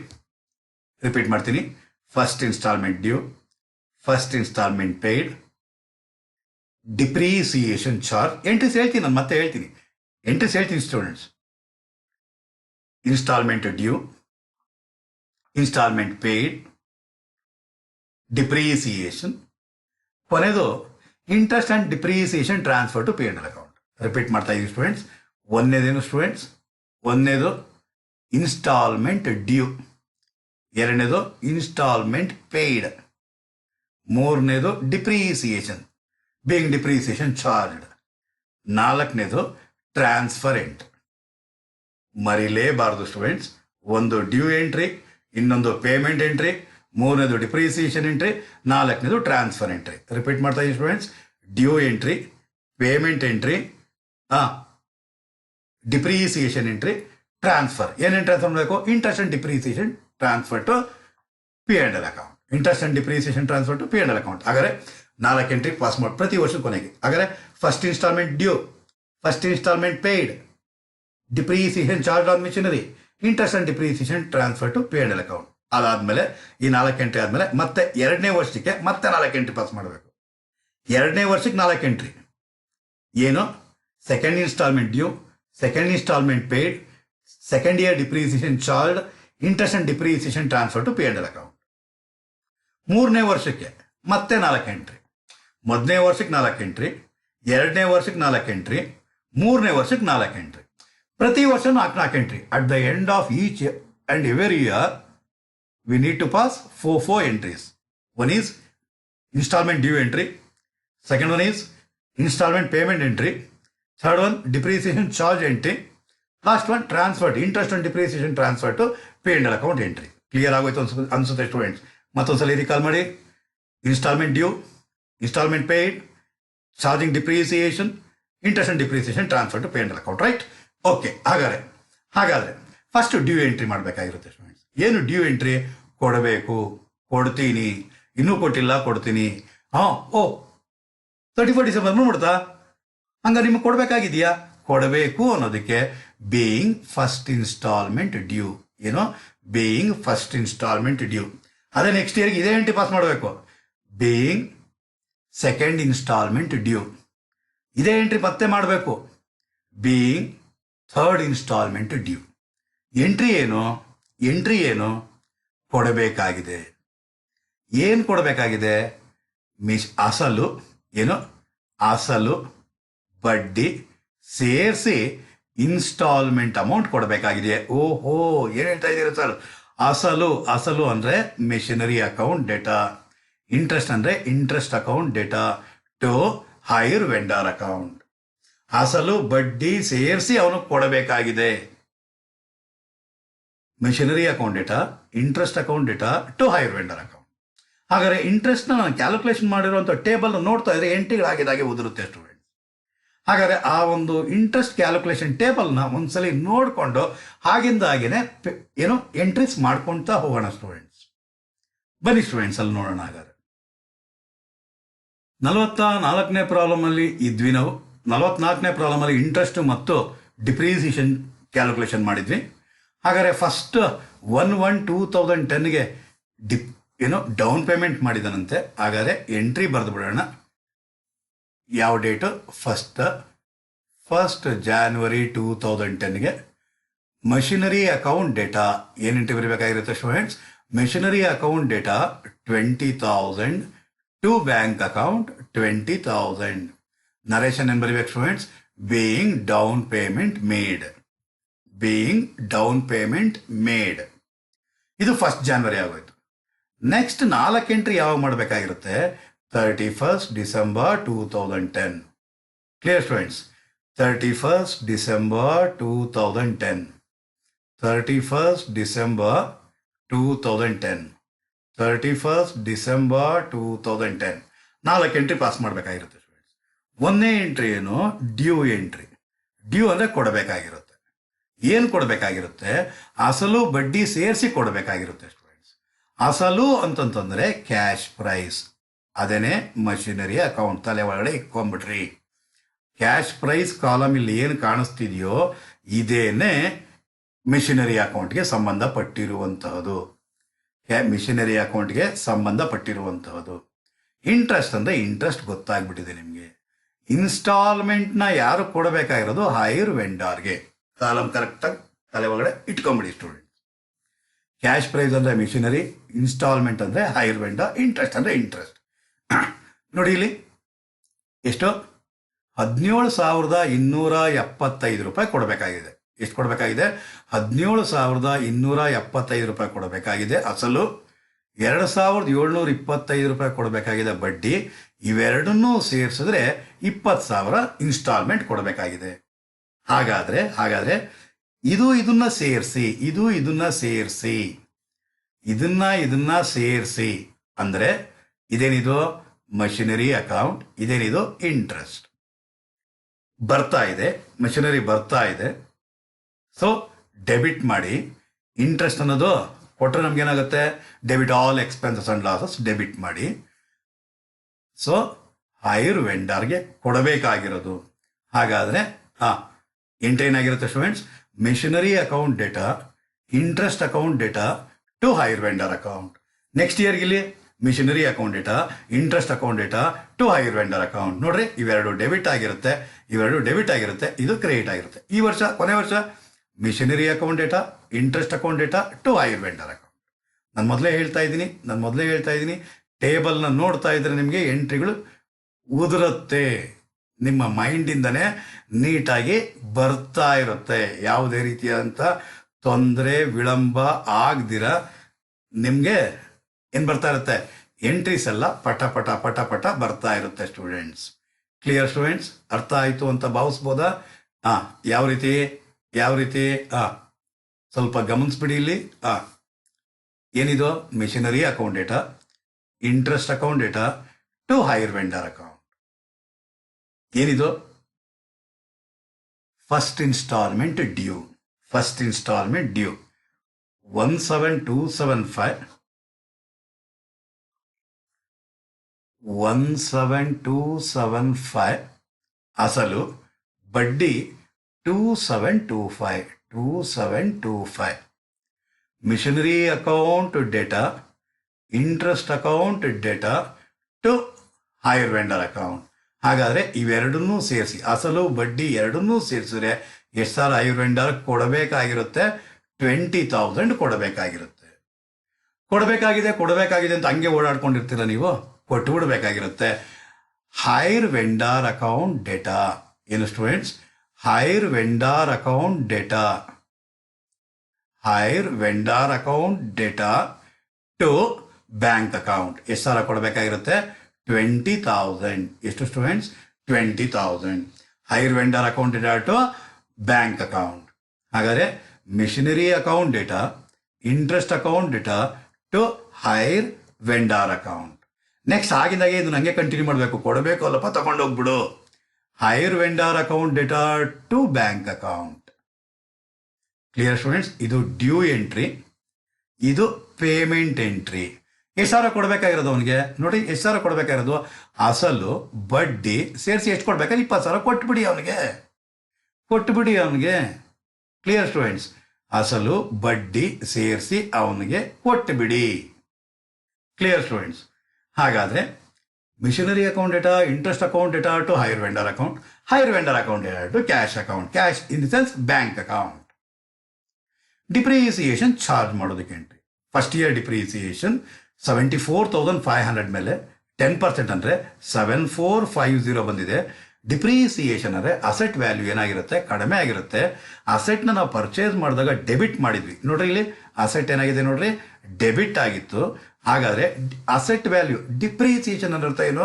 Decrease in the value of asset. So ಅದಕ್ಕೋಸ್ಕರ 7,450 ಕ್ರೆಡಿಟ್ ಮಾಡ್ತೀರಾ. ಡಿಪ್ರಿಸಿಯೇಷನ್ ಅನ್ನೋದು ಎಕ್ಸ್ಪೆನ್ಸ್ ಆರ್ ಲಾಸ್ ಆಗಿರುತ್ತೆ. ಸೊ ಅದನ್ನ ಡಿಪ್ರಿಸಿಯೇಷನ್ ಅಕೌಂಟ್ನ ಡೆಬಿಟ್ ಮಾಡ್ತೀರಾ. ಹಾಗಾದ್ರೆ ಎಂಟ್ರಿ ಏನಾಯ್ತು? Depreciation account data to machinery account. ಏನು students? Depreciation account data to machinery account. What? Depreciation account data to machinery account ಆಗಿರುತ್ತೆ ಸ್ಟೂಡೆಂಟ್ಸ್. ಹಾಗಾದ್ರೆ 3 ಎಂಟ್ರಿ ಗೊತ್ತಾಗೋಯ್ತು. ಒಂದು ಎಂಟ್ರಿ ಬಂದು ಡ್ಯೂ ಎಂಟ್ರಿ, ಒಂದು ಎಂಟ್ರಿ ಬಂದು due entry, machinery account debtor, interest account data to hire vendor account. Next ಆಗಿಂದಾಗೇನೆ ಏನು ಮಾಡಬೇಕು? Hire vendor account data to bank account. ಸ್ವಲ್ಪ ಪ್ರಾಕ್ಟೀಸ್ ನೀವು ಮಾಡಿ, ಈಸಿ ಆಗಿಬಿಡುತ್ತೆ ನಿಮಗೆ. ಅಸಲು ಬಡ್ಡಿ ಸೇರಿಸಿ ಹೈರ್ ವೆಂಡರ್ ಕೊಡಬೇಕು. ಈ ಅಮೌಂಟೇ ಸೇಮ್ ಥಿಂಗ್ ಆಗಿಂದಾಗೇನೆ ಕೊಟ್ಟು ಬಿಡಿ ಅವನಿಗೆ. ಕ್ಲಿಯರ್? Next depreciation. ಡಿಪ್ರಿಸಿಯೇಷನ್ ಏನಾದ್ರು ನಿಮಗೆ ಕನ್ಫ್ಯೂಷನ್ ಅರೈಸ್ ಆಯಿತು ಅಂದರೆ, ಡಿಪ್ರಿಸಿಯೇಷನ್ ಚಾರ್ಜ್ ಮಾಡೋದು ಯಾವ್ದ್ರ ಮೇಲೆ? ಮಿಷನರಿ ಮೇಲೆ. ಹಾಗಾದ್ರೆ ಮಿಷನರಿ ಮೊದಲು ಡೆಬಿಟ್ ಆಗಿರುತ್ತೆ, ಈಗೇನು ಮಾಡಬೇಕಾಗಿರುತ್ತೆ? ಕ್ರೆಡಿಟ್ ಮಾಡಬೇಕಾಗಿರುತ್ತೆ. ಟು ಮಿಷನರಿ ಆಯಿತು. ಡಿಪ್ರಿಸಿಯೇಷನ್ ಅನ್ನೋದು ಏನಾಗುತ್ತೆ ಅವಾಗ? ಡೆಬಿಟ್ ಆಗಿರುತ್ತೆ. ಅಥವಾ ಡಿಪ್ರಿಸಿಯೇಷನ್ ಅನ್ನೋದು ಎಕ್ಸ್ಪೆನ್ಸ್, ಸೊ ಅದಕ್ಕೆ ಡಿಪ್ರಿಸಿಯೇಷನ್ನ ಡೆಬಿಟ್ ಮಾಡ್ತೀರಾ. ಯಾವುದ್ರ ಮೇಲೆ? ಮಿಷನರಿ ಮೇಲೆ. ಹಾಗಾದ್ರೆ depreciation account data to machinery account. ಹಾಗಾದ್ರೆ ಡ್ಯೂ ಎಂಟ್ರಿ ಏನು? Machinery account debtor, interest account data to hire vendor account, hire vendor account data to bank account, depreciation account data to machinery account. ಈಗೇನು ಮಾಡ್ಬೇಕು ನೀವು? ಕೊನೆ entry ಏನು ಮಾಡಬೇಕು ಅಂತಂದ್ರೆ, ಸ್ವಲ್ಪ ಇಲ್ಲಿ ಗಮನ ಹರಿಸಿ ಸ್ಟೂಡೆಂಟ್ಸ್, ಡಿಯರ್ ಸ್ಟೂಡೆಂಟ್ಸ್. ಅಲೋ, ಇಲ್ಲಿ ಇಂಟ್ರೆಸ್ಟ್ ಅನ್ನೋದು ಒಂದು ಅಮೌಂಟ್, ಡಿಪ್ರಿಸಿಯೇಷನ್ ಅನ್ನೋದು ಒಂದು ಅಮೌಂಟ್. ನೋಡ್ರಿ, ಇಂಟ್ರೆಸ್ಟ್ ಅನ್ನೋದು ಏನಾಗಿದೆ ಅಂತ ನೋಡಿ, ಡೆಬಿಟ್ ಆಗಿದೆ. ಡಿಪ್ರಿಸಿಯೇಷನ್ ಅನ್ನೋದು ನೋಡಿ ಏನಾಗಿದೆ? ಡೆಬಿಟ್ ಆಗಿದೆ. ಅದನ್ನೆಲ್ಲ ಕಳಿಸ್ಬೇಕಂತೆ ಸ್ಟೂಡೆಂಟ್ಸ್?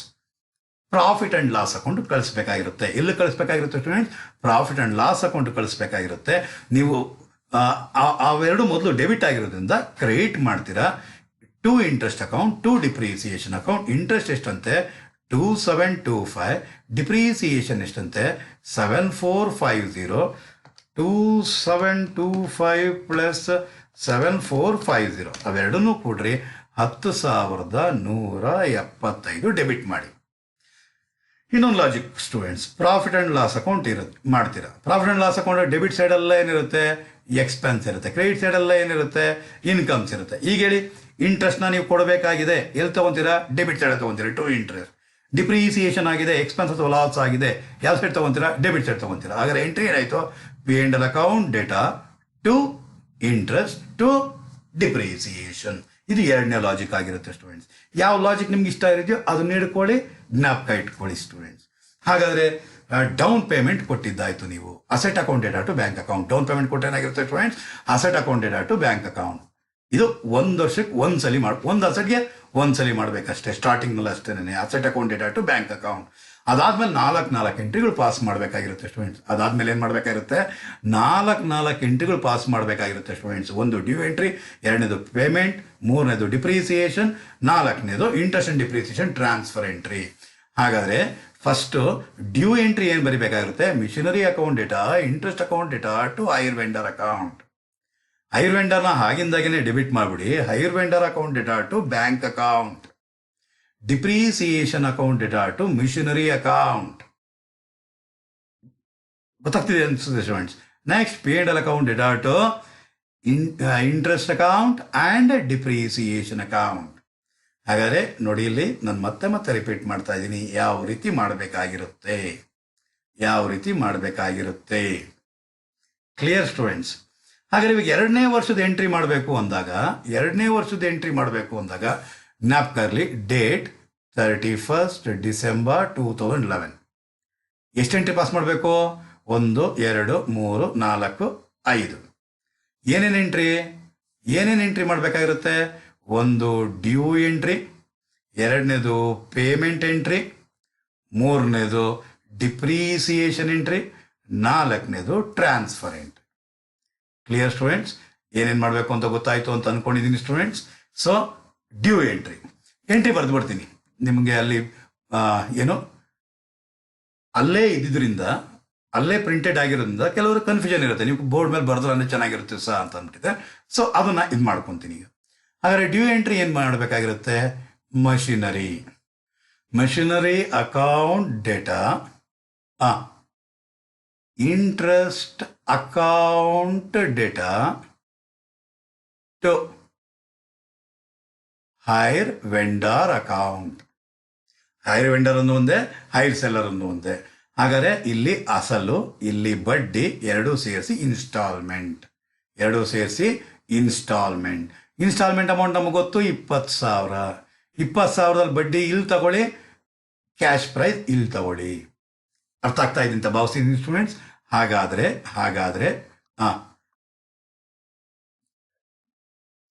ಕ್ಯಾಶ್ ಪ್ರೈಸ್ ಎಷ್ಟಂತೆ ಎರಡನೇ ವರ್ಷದ್ದು? 18,139. ಇಂಟ್ರೆಸ್ಟ್ ಎಷ್ಟಂತೆ ಸೆಕೆಂಡ್ ಇಯರ್ದು? 1861. ಟೇಬಲ್ ನೋಡ್ಕೊಂಡು ಆಗಿಂದಾಗೇನೆ ಬರಿಬೇಕಾಗಿರುತ್ತೆ ಸ್ಟೂಡೆಂಟ್ಸ್. 1861 ಇವೆರಡೂ ಸೇರಿಸಿದ್ರೆ ಅಂದರೆ 20,000 ಆಗುತ್ತೆ ಸ್ಟೂಡೆಂಟ್ಸ್. Clear students? ಹಾಗಾದರೆ ಏನಂತ ಬರಿಬೇಕಾಗಿರುತ್ತೆ? ನರೇಶನ್ ಏನಂತ ಬರಿಬೇಕಾಗಿರುತ್ತೆ ನೀವು? Being second instalment due. ಏನಂತ ಬರಿಬೇಕಾಗಿರುತ್ತೆ students? Being second instalment due ಅಂತ ಬರಿಬೇಕಾಗಿರುತ್ತೆ ಸ್ಟೂಡೆಂಟ್ಸ್. ಮತ್ತೆ 31st December 2011ಗೆ ಡ್ಯೂ ಎಂಟ್ರಿ ಆಯಿತು. ಪೇಮೆಂಟ್ ಮಾಡಿಬಿಡಿ. ಪೇಮೆಂಟ್ ಮಾಡೋಕ್ಕೇನೋ ಇದನ್ನ ಹೀಗಿಂದಿಗೆ ಬರ್ಕೊಳ್ಳಿ ಅಂತ ಹೇಳಿದೆ ನಾನು. ಮತ್ತೆ ಡೆಬಿಟ್ ಮಾಡಿಬಿಡಿ ಅಂತೆ. ಏನಂತ? Hire vendor account data to bank account. ಎಷ್ಟು ಸಾವಿರ? ಸೇಮ್ ಇಲ್ಲೇನಿದೆಯೋ ಅದೇ ಅಮೌಂಟ್ ರಿಪೀಟ್ ಹೊಡೀರಿ. 20,000. Clear students? ಅರ್ಥ ಆಗಿದೆ ಅಂತ ಭಾವಿಸಿದ್ದೀನಿ. ಹೀಗೆ ಇವಾಗ ಡ್ಯೂ ಎಂಟ್ರಿ ಆಯಿತು, ಪೇಮೆಂಟ್ ಎಂಟ್ರಿ ಆಯಿತು. ನೆಕ್ಸ್ಟ್ ಅದೇ 31st December 2011ಅಲ್ಲಿ ಡಿಪ್ರಿಸಿಯೇಷನ್ಗೆ ಮಾಮೂಲಿ depreciation account data to machinery account. Depreciation account data to machinery account. Second year depreciation ಎಷ್ಟು ಅಂತಂದಾಗ ಇಲ್ಲಿ ಕ್ಯಾಲ್ಕುಲೇಟ್ ಮಾಡಿದೀವಿ ನೋಡಿ. ಎಷ್ಟಿದೆ? 6705. Second year depreciation 6705. ಏನು ಸ್ಟೂಡೆಂಟ್ಸ್ ಇದು? Being depreciation charged on machinery ಅಥವಾ being depreciation charged. Then 31st December 2011ಅಲ್ಲಿ ಟ್ರಾನ್ಸ್ಫರ್ ಕೊಟ್ಬಿಡಿ. ಏನೇನು ಟ್ರಾನ್ಸ್ಫರ್ ಕೊಡಬೇಕಾಗಿರುತ್ತೆ ನೀವು? P&L ಅಕೌಂಟಿಗೆ ಟ್ರಾನ್ಸ್ಫರ್ ಕೊಡಬೇಕು. P&L ಅಕೌಂಟ್ ಡೇಟಾ ಟು ಏನೇನು? Interest account to depreciation account. Depreciation ಇಲ್ಲಿ ಎಷ್ಟು ಕಾಣಿಸ್ತಾ ಇದೆ? ಇಲ್ಲಿ 6705. ಇಂಟ್ರೆಸ್ಟ್ ಎಷ್ಟು ಕಾಣಿಸ್ತಾ ಇದೆ? ಇಲ್ಲಿ 1861. ಎಷ್ಟು? 1861 ಇವೆರಡನ್ನೂ ಕೂಡ ಕೂಡಿದ್ರೆ 6705 ಪ್ಲಸ್ 1861 ಎರಡು ಕೂಡಿದ್ರೆ ಬರುವಂತಹದ್ದು 8566. ಹಾಗಾದರೆ ನರೇಶನ್ ಏನಂತ ಬರಿಬೇಕಾಗಿರುತ್ತೆ? ನರೇಶನ್ ಏನಂತ ಬರಿಬೇಕಾಗಿರುತ್ತೆ? Being interest and depreciation transfer to P&L account. Being interest and depreciation transfer to P&L account ಅಂತ ಬರಿಬೇಕಾಗಿರುತ್ತೆ ಸ್ಟೂಡೆಂಟ್. ಹಾಗಾದ್ರೆ 4 ಎಂಟ್ರಿ ಆಗೋಯ್ತು. ಇವಾಗ ಎಷ್ಟನೇ ವರ್ಷದ ಎಂಟ್ರಿ ಆಗೋಯ್ತು? 2ನೇ ವರ್ಷದ ಎಂಟ್ರಿ ಆಗೋಯ್ತು. ಇವಾಗ 3ನೇ ವರ್ಷದ್ದು ಏನು ಡೇಟು?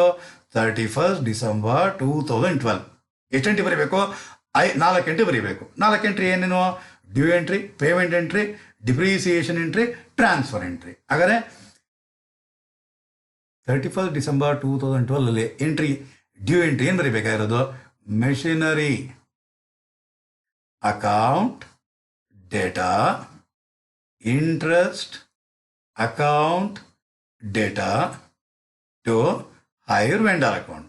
ಆಗಿಂದಾಗೆ ಇಲ್ಲಿ ಬರೆದ್ಬಿಡ್ರಿ, hire vendor account data to bank account. Hire vendor account data to bank account. ಹಾಗಾದರೆ ಮೂರನೇ ವರ್ಷದ ಅಸಲೆಷ್ಟು, ಬಡ್ಡಿ ಎಷ್ಟು? ಬಡ್ಡಿ 914. ಬಡ್ಡಿ 914. ಬಡ್ಡಿ ಇರೋದು 914. 20,000ದಲ್ಲಿ ಅದನ್ನು ಕಳೆದ್ರೆ ಬರೋದು 19,086 ಅಸಲಾಗಿದೆ. ಇವೆರಡೂ ಕೂಡಿದ್ರೆ ಅಂದರೆ ಹೈರ್ ವೆಂಡರ್ಗೆ ಎಷ್ಟು ಕೊಡಬೇಕು? 20,000 ಕೊಡಬೇಕು. ಅದನ್ನೇನು ಮಾಡ್ಬಿಡಿ? ಕೊಟ್ಟು ಬಿಡಿ. Clear student? ನೋಡ್ರಿ, ಒಂದೊಂದೇ ಎಂಟ್ರಿ ಬರಿತಾ ಇದೆ. ಇವಾಗ 2 ಎಂಟ್ರಿ ಬರೆದು ಅಮೌಂಟ್ನ ಪೋಸ್ಟ್ ಮಾಡ್ತಾ ಇದ್ದೀನಿ. ಹಾಗಾದರೆ ಇಲ್ಲಿ ಏನು ಬರಿಬೇಕಾಗಿರುತ್ತೆ? ನೀವು ಇಲ್ಲಿ ಏನು ಬರಿಬೇಕಾಗಿರುತ್ತೆ? Being third instalment due, being third installment paid. ಓಕೆನಾ ಸ್ಟೂಡೆಂಟ್ಸ್? ಇದು ಏನು? 31st December 2012 ದಿವಸನೇ. ಹಾಗಾದರೆ 2 ಎಂಟ್ರಿ ಪಾಸ್ ಆಗೋಯ್ತು. ಈ 3ನೇ ಎಂಟ್ರಿ 31st December 12ನಲ್ಲಿ ಡಿಪ್ರಿಸಿಯೇಷನ್ಗೆ, ಡಿಪ್ರಿಸಿಯೇಷನ್ ಅಕೌಂಟ್ ಡೇಟಾ ಟು ಯಾವುದ್ರ ಮೇಲೆ? ಮಷಿನರಿ ಮೇಲೆ. Being depreciation charged on machinery ಅಥವಾ ಬೀಯಿಂಗ್ ಡಿಪ್ರಿಸಿಯೇಷನ್ ಚಾರ್ಜ್ಡ್. ಹಾಗಾದರೆ ಡಿಪ್ರಿಸಿಯೇಷನ್ ಎಷ್ಟು ಅಂತ ನೋಡೋಣ. ಡಿಪ್ರಿಸಿಯೇಷನ್ ಎಷ್ಟಂತೆ ಕಂಡಿಡ್ದೀವಲ್ವಾ? ಕಂಡಿಡ್ದಿದ್ದೀವಿ. ಎಷ್ಟನೇ ವರ್ಷದ್ದು? 3rd year ಡಿಪ್ರಿಸಿಯೇಷನ್ ಎಷ್ಟಂತೆ ಸ್ಟೂಡೆಂಟ್ಸ್? 6035. ಎಷ್ಟಂತೆ? 6035.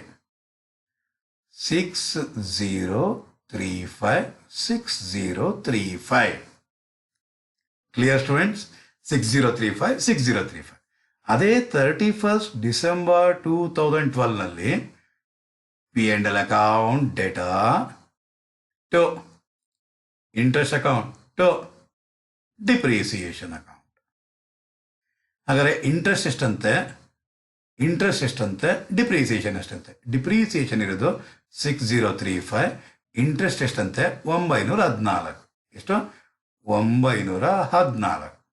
ಇವೆರಡನ್ನೂ ಸೇರಿಸಿ 914 ಪ್ಲಸ್ 6035 ಮಾಡಿದ್ರೆ ಬರುವಂತಹದ್ದು 6949. ನರೇಶನ್ ಏನು ಬರೀತಾರೆ students? Being interest and depreciation charged ಅಲ್ಲ, ಏನು? Being interest and depreciation transfer to P&L account. ಇಷ್ಟು ಎಂಟ್ರೀಸ್ ಈ ರೀತಿ ಮಾಡಬೇಕಾಗಿರುತ್ತೆ ಸ್ಟೂಡೆಂಟ್ಸ್ ನೀವು. ಹಾಗಾದರೆ ನೀವು ಇಲ್ಲಿ ಗಮನಿಸ್ತಾ ಇರೋದು 4 ಎಂಟ್ರಿ 1 ವರ್ಷಕ್ಕೆ, ಮತ್ತೆ 4 ಎಂಟ್ರಿ 1 ವರ್ಷಕ್ಕೆ, ಮತ್ತೆ 4 ಎಂಟ್ರಿ 1 ವರ್ಷಕ್ಕೆ. ಡೌನ್ ಪೇಮೆಂಟ್ಗೆ ಮಾಡಿರೋ ವರ್ಷ 1 ಎಂಟ್ರಿ ಎಕ್ಸ್ಟ್ರಾ ಆಗಿರುತ್ತೆ ಸ್ಟೂಡೆಂಟ್ಸ್. 1 ಎಂಟ್ರಿ ಏನಾಗಿರುತ್ತೆ? ಎಕ್ಸ್ಟ್ರಾ ಆಗಿರುತ್ತೆ. Clear students? ಹಾಗಾದರೆ 4 ಎಂಟ್ರಿ ಏನೇನು ಮಾಡಬೇಕಾಗಿರೋದು? ಒಂದು ಡ್ಯೂ ಎಂಟ್ರಿ, ಎರಡನೇದು ಪೇಮೆಂಟ್ ಎಂಟ್ರಿ, ಮೂರನೇದು ಡಿಪ್ರಿಸಿಯೇಷನ್ ಎಂಟ್ರಿ, ನಾಲ್ಕನೇದು ಟ್ರಾನ್ಸ್ಫರ್ ಎಂಟ್ರಿ. ಡ್ಯೂ ಎಂಟ್ರಿ ಇರೋದು machinery account debtor, interest account data to hire vendor account. Payment entry hire vendor account data to bank account. Depreciation entry depreciation account data to machinery account. Transfer entry P&L account data to interest to depreciation. Clear students? ಅರ್ಥ ಆಗಿದೆ ಅಂತ ಭಾವಿಸಿದ್ದೀನಿ students. ಈಗ ನಾವು ಮಾಡಿರುವಂತಹದ್ದು 44ನೇ problem. ಹಾಗಾದ್ರೆ ಬನ್ನಿ students, ಈಗ ಹೋಗೋಣ 45ನೇ problem students. ಬನ್ನಿ ಸ್ಟೂಡೆಂಟ್ಸ್.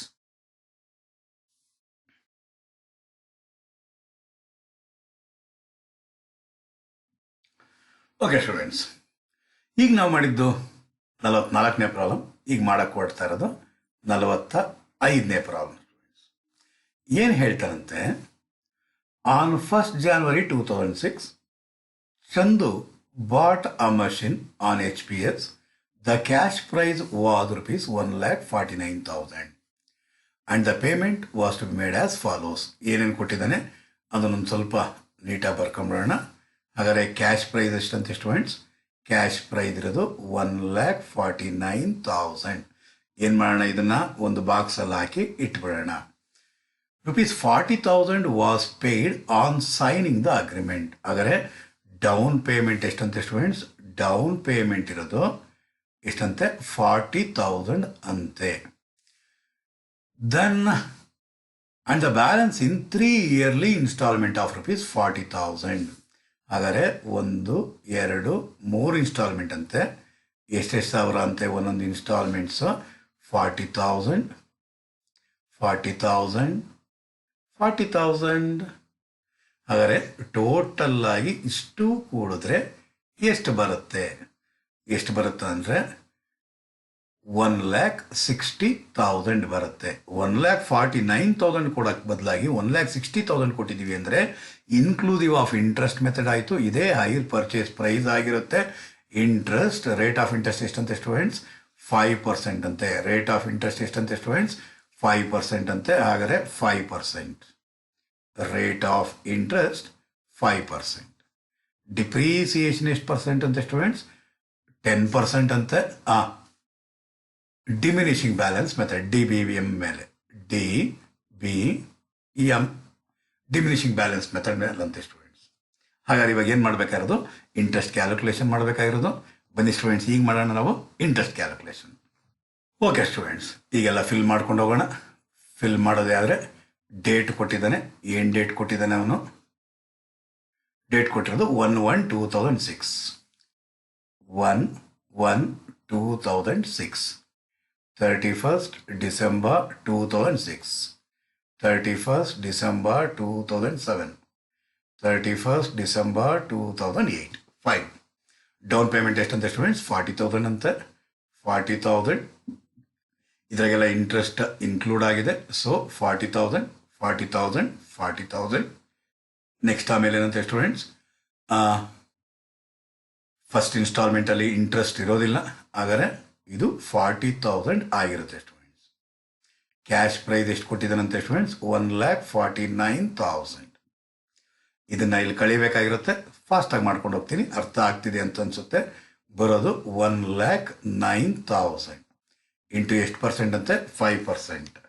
1,09,000 ಇಂಟು 5% ಅಂದರೆ ಬರೋದು 5,450. 40,000ದಲ್ಲಿ ಇದನ್ನು ಕಳೆದ್ರೆ ಬರುವಂತಹದ್ದು 34,550. 34,550 ಇಲ್ಲಿ ಬಂದಿದ ತಕ್ಷಣ ಏನು ಮಾಡಬೇಕು? ಇಲ್ಲಿ ಕಳಿಬೇಕು. ಕಳೆದ್ರ ಅಂತಂದರೆ ಎಷ್ಟರಲ್ಲಿ? 1,09,000 ಅಂದರೆ ಬರೋದು 74,450. ಇದ್ರ ಮೇಲೆ 5% ಬರುವಂತಹದ್ದು 3,723. ಕಳಿಬೇಕು ಎಷ್ಟರಲ್ಲಿ? 40,000ಅಲ್ಲಿ. ಬರುವಂತಹದ್ದು 36,277. ಸೊ ಇಲ್ಲಿ ಏನೇ ಬಂದರೂ ಕೂಡ ಇಲ್ಲಿ ಕಳಿಬೇಕಾಗಿರುತ್ತೆ 36,277. ಹಾಗಾದರೆ ಎಷ್ಟರಲ್ಲಿ 74,450 ಹಾಗಾದರೆ ಬರುವಂತಹದ್ದು 38,173. ಸೊ ಇದ್ರ ಮೇಲೆ 5% ಮಾಡೋದಕ್ಕೆ ಹೋಗಬಾರ್ದು ಸ್ಟೂಡೆಂಟ್ಸ್, ಯಾಕೆಂದರೆ ಇದು ಕೊನೆ ಇನ್ಸ್ಟಾಲ್ಮೆಂಟ್ ಆಗಿರೋದ್ರಿಂದ first method of interest calculation inclusive of interest ಮೆಥಡ್ನಲ್ಲಿ ಲಾಸ್ಟ್ ಇನ್ಸ್ಟಾಲ್ಮೆಂಟ್ ಏನು ಬಂದಿರುತ್ತೋ ಅದನ್ನು ಹಾಗಿಂದ ಹಾಗೆ ಇಲ್ಲಿ 38,173 ತೊಗೊತೀವಿ. 40,000 40,000 ಕೊಡ್ತಾ ಇರೋದು, ಅದರಲ್ಲಿ 38,173 ಅಸಲಾಗಿದೆ ಅಂದರೆ 1827 ಅನ್ನೋದು ಏನಾಗಿರುತ್ತೆ ಸ್ಟೂಡೆಂಟ್ಸ್, ಇಂಟ್ರೆಸ್ಟ್ ಆಗಿರುತ್ತೆ ಸ್ಟೂಡೆಂಟ್ಸ್. Clear students? ಈಗ ಒಂದ್ಸಲಿ ಟೋಟ್ಲ್ ಹಾಕ್ಕೊಂಡು ನೋಡೋಣ. ಟೋಟ್ಲ್ ಏನಂತೆ 1,60,000 ಏನು hire purchase price 1827 plus 3723 plus 5450 ಅಂದರೆ ಬರೋದು 11,000 ರೂಪಾಯಿ ಬಡ್ಡಿ. ಕ್ಯಾಶ್ ಪ್ರೈಸ್ ಇಷ್ಟನ್ನು ಟೋಟಲ್ ಮಾಡಿದ್ರೆ ಎಷ್ಟು ಬರುತ್ತೆ ಸ್ಟೂಡೆಂಟ್ಸ್? 1,49,000 ಬರುತ್ತೆ ಸ್ಟೂಡೆಂಟ್ಸ್. ಹಾಗಾದರೆ ನಾವು ಮಾಡಿರೋದು ಕರೆಕ್ಟ್ ಆಗಿದೆ ಸ್ಟೂಡೆಂಟ್ಸ್. ಈಗ ಇಂಟ್ರೆಸ್ಟ್ ಕ್ಯಾಲ್ಕುಲೇಷನ್ ಮಾಡಿದ್ದಾಯಿತು. ಈಗೇನು ಮಾಡ್ಬೇಕು, ನಾವು ಡಿಪ್ರಿಸಿಯೇಷನ್ ಕ್ಯಾಲ್ಕುಲೇಷನ್ ಮಾಡಬೇಕಾಗಿರುತ್ತೆ ಸ್ಟೂಡೆಂಟ್ಸ್. ಡಿಪ್ರಿಸಿಯೇಷನ್ ಕ್ಯಾಲ್ಕುಲೇಷನ್ ಯಾವ ರೀತಿ ಮಾಡಬೇಕಾಗಿರುತ್ತೆ ಸ್ಟೂಡೆಂಟ್ಸ್? ಒಂದು ಸ್ಟೇಟ್ಮೆಂಟ್ ರೀತಿಯಲ್ಲಿ ಹಾಕ್ಕೊಂಡ್ರೆ ಅಂದರೆ ಕ್ಯಾಶ್ ಪ್ರೈಸ್ ಆಫ್ ಮಷಿನರಿ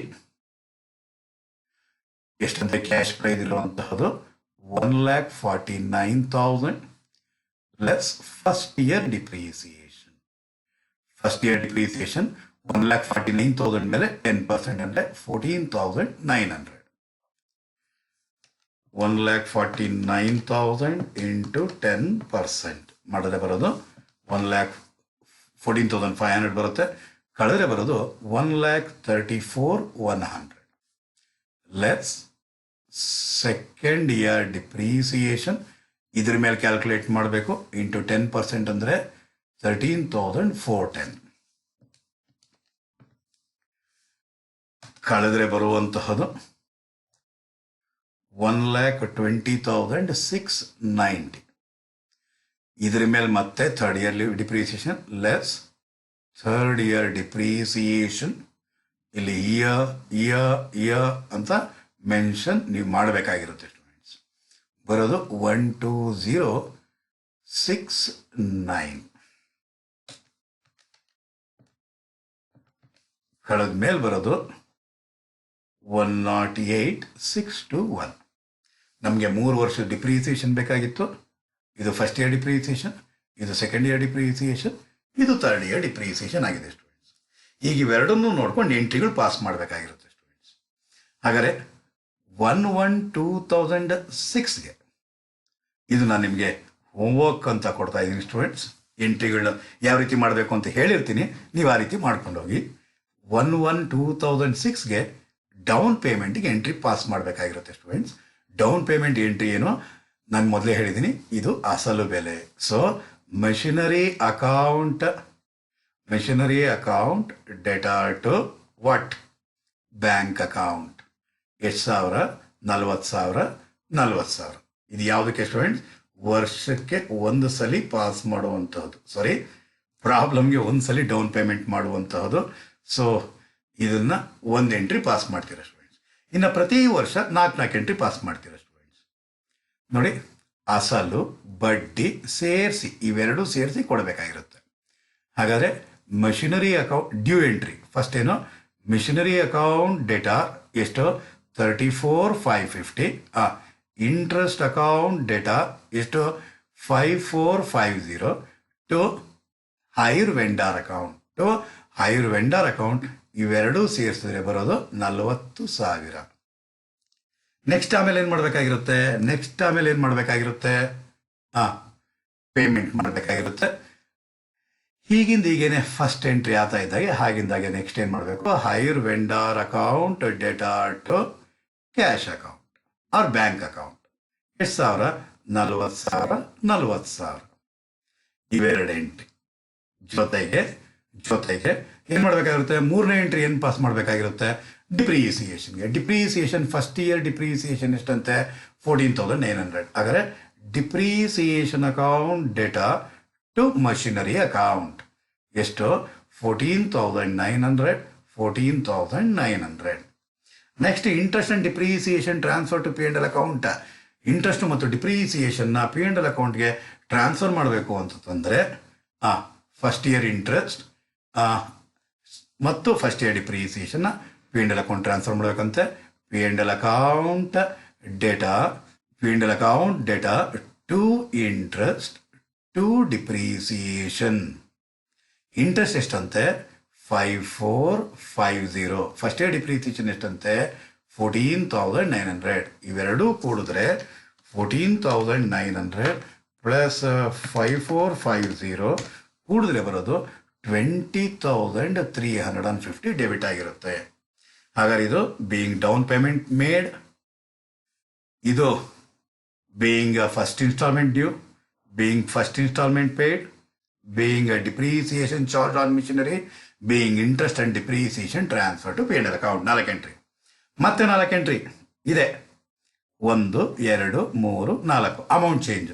ಹಾಗಾದರೆ ಏನು ಅಮೌಂಟ್ ಚೇಂಜ್ ಇರುತ್ತೆ ಅಂತಂದ್ರೆ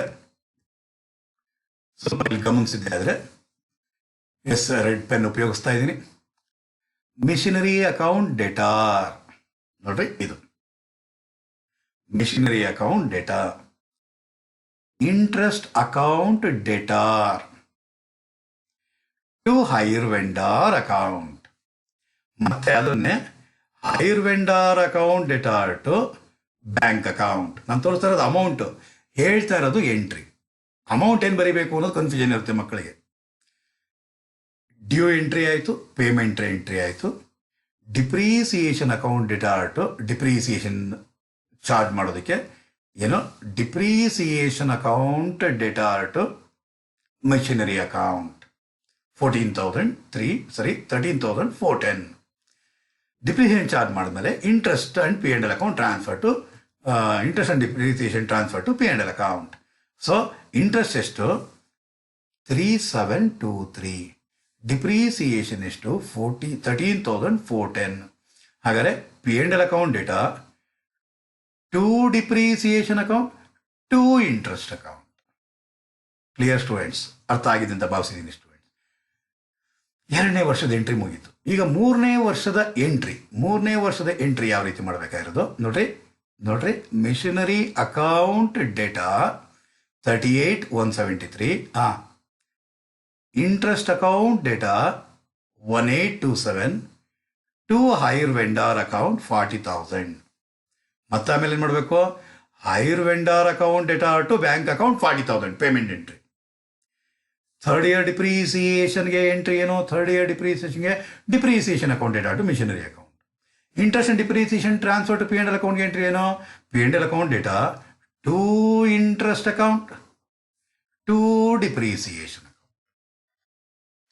ಹಾಗಾದ್ರೆ ಈ ಪ್ರಾಬ್ಲಮಲ್ಲಿ ಡೌನ್ ಪೇಮೆಂಟ್ 1 ಎಂಟ್ರಿ ಇರುತ್ತೆ, 3 ವರ್ಷಕ್ಕೂ 4 ಎಂಟ್ರಿ ಅಂದರೆ 12 ಎಂಟ್ರಿ. 12 + 1 13 ಎಂಟ್ರಿ ಪಾಸ್ ಮಾಡಬೇಕಾಗಿರುತ್ತೆ students. Clear students? Clear? So ಇದು ನಿಮಗೆ ಹೋಮ್ ವರ್ಕ್ ಆಗಿ ಕೊಟ್ಟಿರ್ತೀನಿ ಸ್ಟೂಡೆಂಟ್ಸ್. ಏನಿದು 45ನೇ ಪ್ರಾಬ್ಲಮ್. ಹಾಗಾದ್ರೆ ಬನ್ನಿ ಸ್ಟೂಡೆಂಟ್ಸ್, ಈಗ ಹೋಗೋಣ. ಎಷ್ಟನೇ ಪ್ರಾಬ್ಲಮ್ ಇದು? 45ನೇ ಪ್ರಾಬ್ಲಮ್. ಈಗ ಹೋಗೋಣ 46ನೇ ಪ್ರಾಬ್ಲಮ್ಗೆ. ಬನ್ನಿ ಸ್ಟೂಡೆಂಟ್ಸ್. ಹಾಗಾದ್ರೆ ಈಗ ಹೋಗೋಣ 46ನೇ ಪ್ರಾಬ್ಲಮ್ಗೆ. ಓಕೆ ಸ್ಟೂಡೆಂಟ್ಸ್, ಇದೇ 46ನೇ ಪ್ರಾಬ್ಲಮ್ ಆಗಿದೆ ಸ್ಟೂಡೆಂಟ್ಸ್. ಪ್ರಾಬ್ಲಮ್ ನೋಡ್ಕೊಳ್ಳಿ. ಕ್ಯಾಶ್ ಪ್ರೈಸ್ ಎಷ್ಟಂತೆ? 2,80,000. Cash price 2,80,000. ಇದನ್ನೇನು ಮಾಡಿ ಸ್ಟೂಡೆಂಟ್ಸ್, ಒಂದು ಬಾಕ್ಸಲ್ಲಿ ಹಾಕಿಡಿ. ದೆನ್ ಡೌನ್ ಪೇಮೆಂಟ್ ಅಂತೆ, ಆಮೇಲೆ ಎಷ್ಟು ಇನ್ಸ್ಟಾಲ್ಮೆಂಟ್ ಅಂತ ನೋಡೋಣ. ಡೌನ್ ಪೇಮೆಂಟ್ ಇರೋದೆಷ್ಟು? 75,000. Down payment 75,000. 3 ಇನ್ಸ್ಟಾಲ್ಮೆಂಟ್ ಅಂತೆ, 1 2 3. ಎಷ್ಟೆಷ್ಟಂತೆ ಒಂದೊಂದು ಇನ್ಸ್ಟಾಲ್ಮೆಂಟ್? 75,000 75,000 75,000. ರೇಟ್ ಆಫ್ ಇಂಟ್ರೆಸ್ಟ್ ಎಷ್ಟಂತೆ ಸ್ಟೂಡೆಂಟ್ಸ್? ಹುಷಾರು, ಇದು ಡಿಪ್ರಿಸಿಯೇಷನ್ ರೇಟ್. ಡಿಪ್ರಿಸಿಯೇಷನ್ ಎಷ್ಟು ಪರ್ಸೆಂಟ್ ಅಂತೆ? 10% ಅಂತೆ. ಯಾವುದ್ರ ಮೇಲೆ? ಡಿಮಿನಿಷಿಂಗ್ ಬ್ಯಾಲೆನ್ಸ್ ಮೆಥಡ್ ಮೇಲೆ, DBM ಮೇಲೆ. ಜ್ಞಾಪಕ ಇರಲಿ students. Then rate of interest 5% ಅಂತೆ. ರೇಟ್ ಆಫ್ ಇಂಟ್ರೆಸ್ಟ್ 5% ಕೊಟ್ಟಿದ್ದಾನೆ. ಸೊ ಟೋಟಲ್ ಮಾಡೋಣ. ಬರುವಂತಹದ್ದು 3,00,000. 2,80,000ಕ್ಕೆ 3,00,000 ರೂಪಾಯಿ ಕೊಟ್ಟರೆ ಅಂದ್ರೆ ಅರ್ಥ 20,000 ರೂಪಾಯಿಯಷ್ಟು ಇಂಟ್ರೆಸ್ಟ್ 3 ಇನ್ಸ್ಟಾಲ್ಮೆಂಟಲ್ಲಿ ಸೇರಿರುತ್ತೆ. ಏನಾಗಿರುತ್ತೆ ಸ್ಟೂಡೆಂಟ್ಸ್? 3 ಇಂಟ್ರೆಸ್ಟಲ್ಲೂ ಕೂಡ ಏನಾಗಿರುತ್ತೆ? ಸೇರಿರುತ್ತೆ. ಸೊ ಇದು ಎಷ್ಟನೇ ಮೆಥಡ್ ಆಗಿರುತ್ತೆ students? First method of interest calculation ಆಗಿರುತ್ತೆ. ಈ ಪ್ರಾಬ್ಲಮ್ನ ನಿಮಗೆ ಹೋಮ್ವರ್ಕ್ ಆಗಿ ಕೊಡ್ತೀನಿ. ಸೊ ನೀವು ಪ್ರಾಕ್ಟೀಸ್ ಮಾಡಿ ಸ್ಟೂಡೆಂಟ್ಸ್. ಹಾಗಾದರೆ ನೆಕ್ಸ್ಟ್ ಸೆಷನಲ್ಲಿ ಡಿಫ್ರೆಂಟ್ ಪ್ರಾಬ್ಲಮ್ನ ತಗೊಂಡು ನಿಮ್ಮ ಮುಂದೆ ಬರ್ತೀನಿ. 47ನೇ ಪ್ರಾಬ್ಲಮ್. ವಿಡಿಯೋ ನಿಮಗೆ ಇಷ್ಟ ಆಗಿತ್ತು ಅಂದರೆ ಲೈಕ್ ಮಾಡಿ, ಕಾಮೆಂಟ್ ಮಾಡಿ ಮತ್ತು ಶೇರ್ ಮಾಡಿ ಸ್ಟೂಡೆಂಟ್ಸ್. ಅಲ್ಲಿವರೆಗೂ ಬಾಯ್ ಬಾಯ್ ಸ್ಟೂಡೆಂಟ್ಸ್.